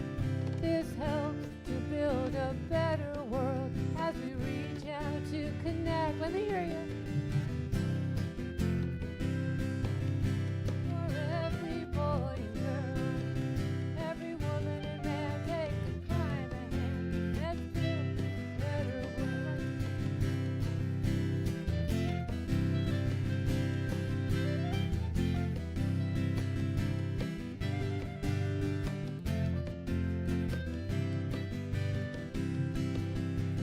Do unto each other, it's the wise and golden rule. You're my sister, you're my brother. Life is one big school. Let me hear ya. For every boy and girl, every woman and man, take them by the hand. Let's build a